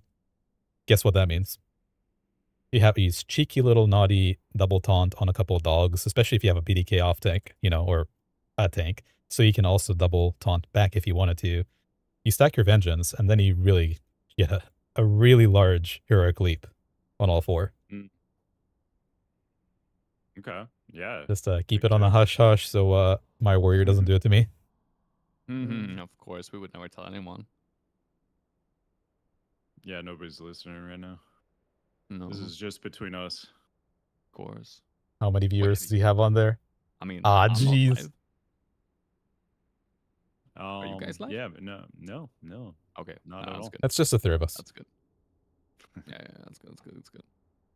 Glyph of Unending Ridge. I haven't really found any time I'm really capping on Ridge, so I haven't found use for this, but have you guys run into that? No. Not personally, no. You can use it for like I'm currently about to take over Garajal, and I want to stack up 120 rage so I can shield block and shield barrier right after, whatever. But so useless. I think it's again, it falls into the trap of shield blocking a little too much. And so when you stop doing that, then it frees up a lot of rage, a lot of real estate to do other things. Yep, definitely. And we mentioned Glyph of Insight, but we should just go over it really quick. So when you use Demo Shout, it makes your next 3 Heroic Striker cleaves free. And we also talked about Ultimatum before, which is when you Shield Slam crit, you get a free cleave or Heroic Strike, and it's a guaranteed crit. So between the 2 of these, you actually get a ton of free Heroic Strikes and cleaves. So this is a really important thing to pay attention to. So just make sure you have like something on your UI that's kind of letting you know you have those free procs to use, because those will be pretty frequent and important to use. Any other glyphs you guys want to go over for the majors? Uh, I think we're good on no, those. like there are some situational ones, but it's more like, yeah, you know, like gag order, kind of cool. One we've Dungeons. seen on Spirit Kings would be Disrupting Shout. If you're main tanking and you're stacking Vengeance, that could be pretty neat. With our Root Interruption. Oh, root interruption. Yeah, sure. Okay, So you have like, Um, so there is a downside to it, but if they let mhm, you, you could be the main picker once in a while. yeah, yeah. yeah, I mean, 6% damage. Yeah, Yeah, I so call it a anytime. Disrupting Shout because we use it a lot in dungeons, but you get what I mean is you can either pummel or Disrupting Shout, Does it work yeah, with super fun. disrupting? as Um, far as I try. it specifically says pummel on the glyph, but I'll Blizzard try it tooltips. again, You but never know. I just remember that from the Grimbatol days. Okay. Good old Grim Batol. Oh man, R.I.P. Yeah, justified. All right, so now minor glyphs Let me we're gonna see. take a look at. Um, That's what happens anything when you're here not an that author. you've You get to say things that might not be true. found useful? I mean, there's two, of course, that stand out. Hmm. Um, Intimidating Need a Shout spellcaster. is your insta lock-in, the only one that actually brings any utility here. Yep. Um, Targets no longer flee in fear; they just stand still. If you played Exactly. retail, it's a very, very nice one to have. yeah, and then the second one of that's mandatory, of course, is the glyph of blazing Blazing blazing Trail. trail. Yeah, Yeah. yeah, absolutely. Um, Leaves a trail of fire in your wake. If you're going to charge, why not do it with some style? exactly. I mean, this is an auto include in my mind. Like, Yeah, obviously, you need fire on the ground I don't really know where there are when caster you charge mobs. things. for sure. I think down the, Honorable shout actually, out as well to the thunderclap glyph as well. Yes, the lightning strike. Mm-hmm. Is that the one? Mm-hmm. Yeah. Yeah, there's some very, very good ones in here. Also, battle shout and commanding shout terrify small animals. Glyph of blood curdling shout. Yeah, Protware like really has some good ones here. For sure. Execute critical strike summons a flock of carrion birds. That pairs very well with hunters and their crow thing they do. So you can That's just true. If only swarm they things actually with used it. tons of birds. Yeah. Yeah. So yeah, miners are they're these ones. It's just whatever you want there. So moving on to professions. I mean, we pretty much already covered it with the bloody K, but Mhm. engineering and blacksmithing, I think we're probably still in agreement. That's the play. Yeah. Indeed. That is the one thing that is really nice about doing both the Bloody K and the Prop Warrior section on Wowhead is that there's so much copy paste. Yeah, Uh, it's a lot of carryover. not because just like one is lazy or I'm lazy on the other guy. It's just like it's literally the same for so much of your the things that you're going for on Bloody K and on Prop Warrior. But yeah, nothing changes in the profession section for sure.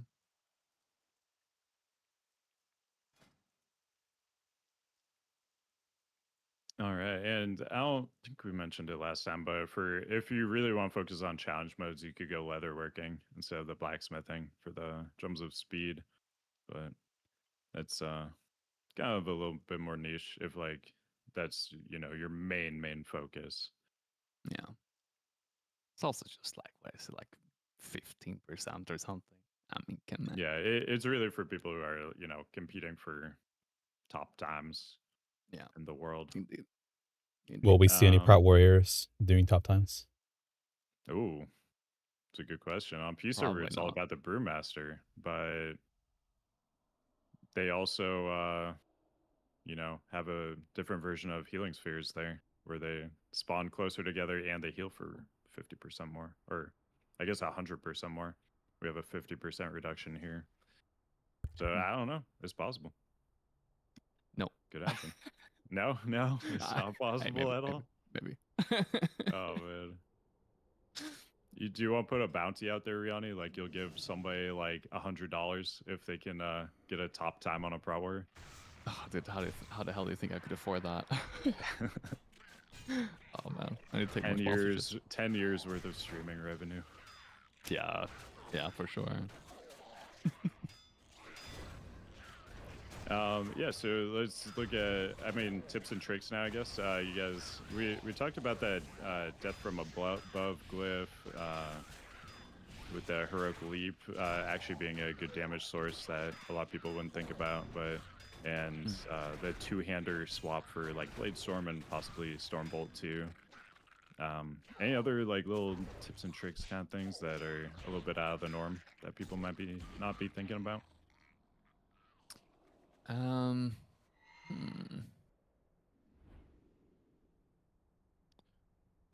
I mean, I think it's kind of comes down to like when you trade defensive utility for offensive utility again.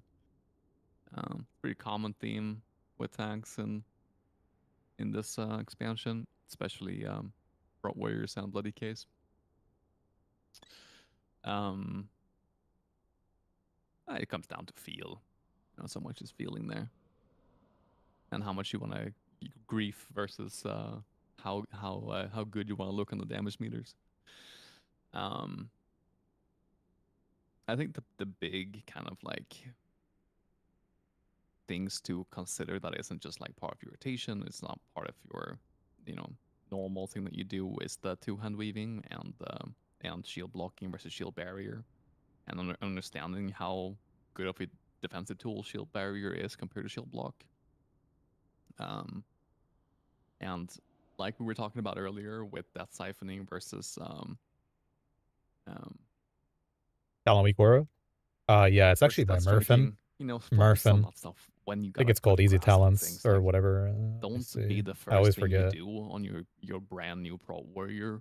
Don't have that be set up a Swifty one-shot two-hand swap Blade Storm Yeah, macro. Quick Talents by Murphin. Focus on that stuff once you feel comfortable It with does what work. you're doing, and then you can I kind know of do these I open this a lot just to read the niche tooltips, but it works GCD gaming cringy stuff. really well. Like if you want to use Stormbolt, for example, to two-hand weave, then you have to pair your weapon swap GCD with another ability. So like you use Shield Slam, for example, then you use your two-hander, so it kind of intersects that GCD, and then you can use your Stormbolt macro that puts you back into a one-hander after it's cast as well. But yeah, it's that's for later stuff for sure. Yeah. Cow, you got any little tips and tricks you've been using in dungeons? No, but for raid, it's mainly just a Swifty actually external for your tank would be very helpful. If even a Prout Warrior had that, because you now play a tank, you also understand as a Prout Warrior when your friend is going to take damage, assuming you have one in there. So that might save their lives. Yeah, absolutely. So I skipped over, forgot to do it, but let's go back, do race. What do you see as the best race for Prout Warrior? Rihanna? Guess what? I mean, I think unfortunately again it's Alliance. Goddamn Oregon. That Worgen. Yeah. Everything else is kind of like whatever. I feel like it's similar situation where basically there's a ton of races that will give you 340 or 320. No, was it 340? I think it's 340 stats.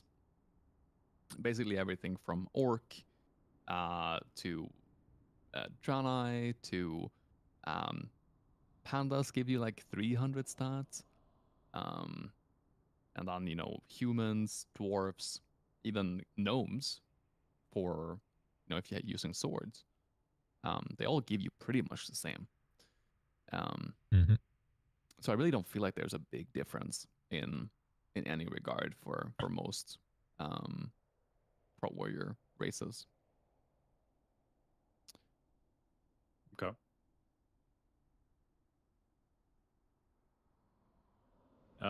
So are you re-rolling Alliance for that Worgen? Gonna I think I would probably quit the game sooner. Actually, I take that back. I'm actually an Alliance simp at heart, I don't think but I've ever played a Worgen in my entire time playing WoW.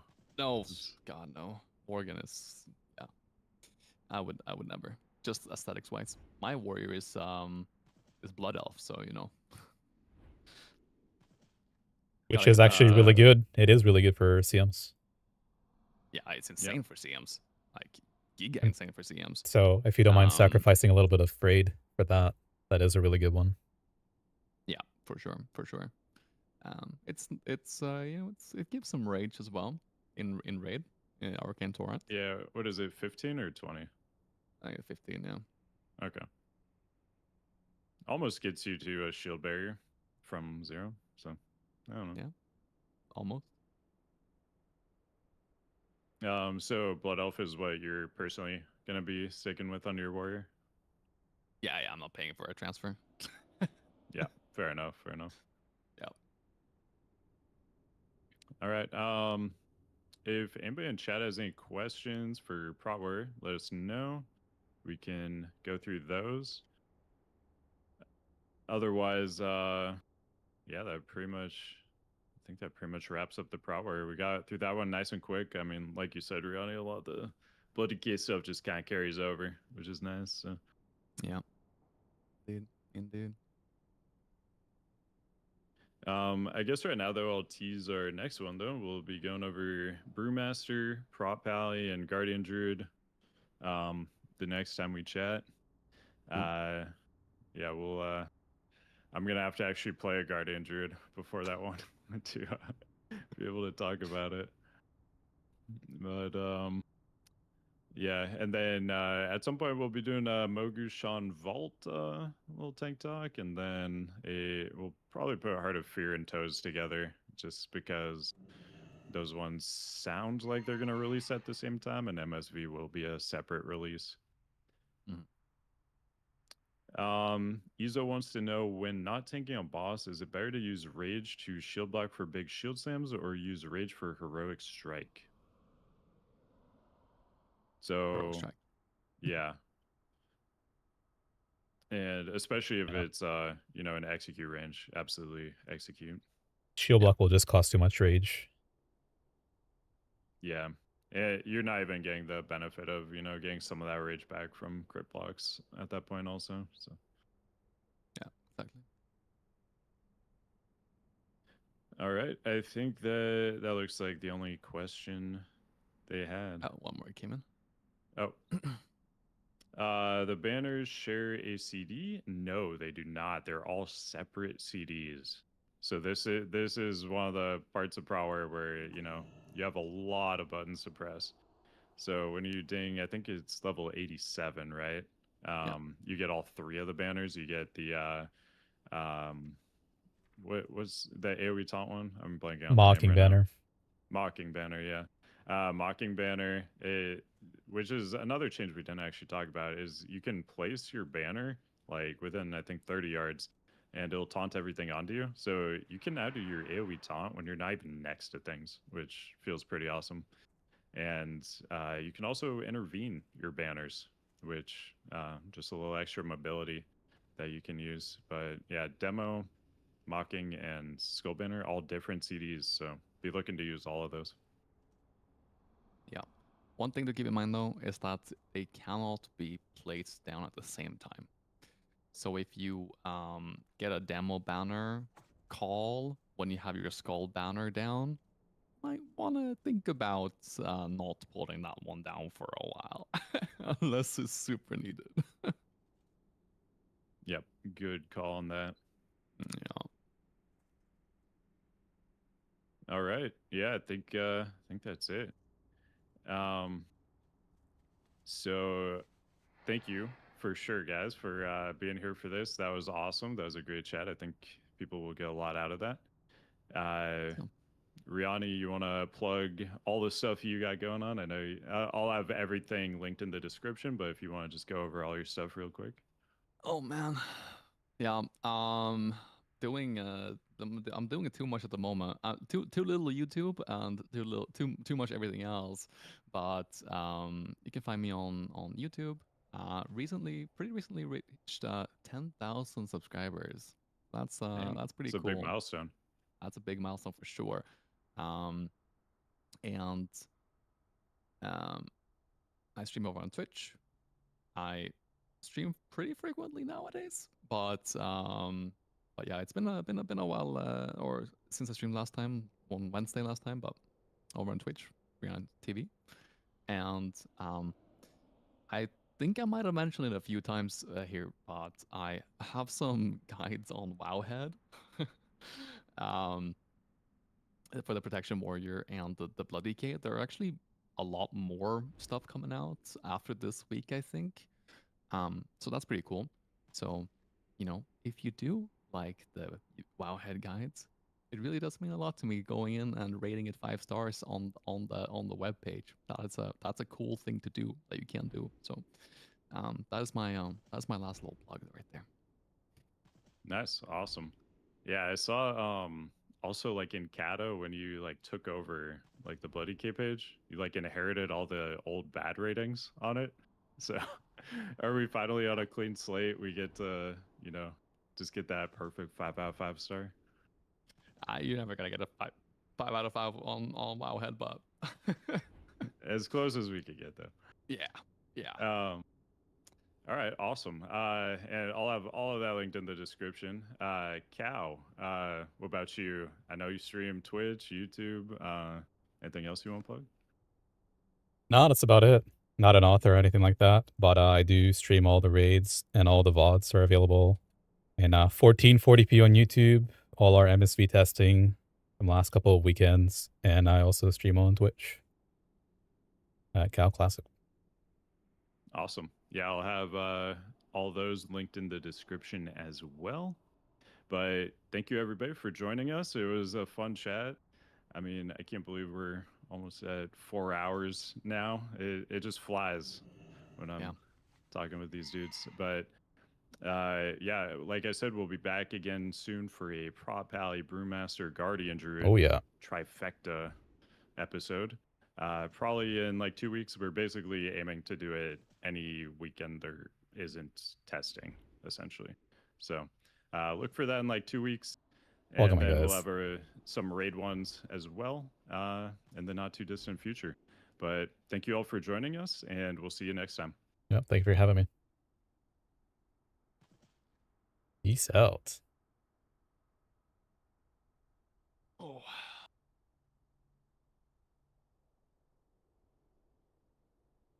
All right. What do you guys think? You guys gonna play a tank? Everybody wants to play a tank now.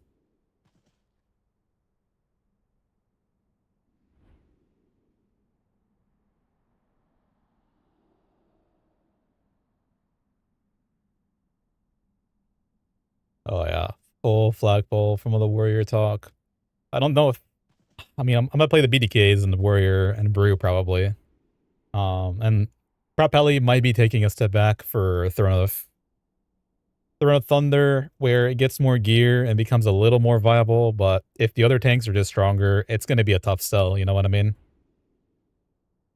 Tough sell when you have Prot Warrior and BDK and brew. Guardian might also be a little less.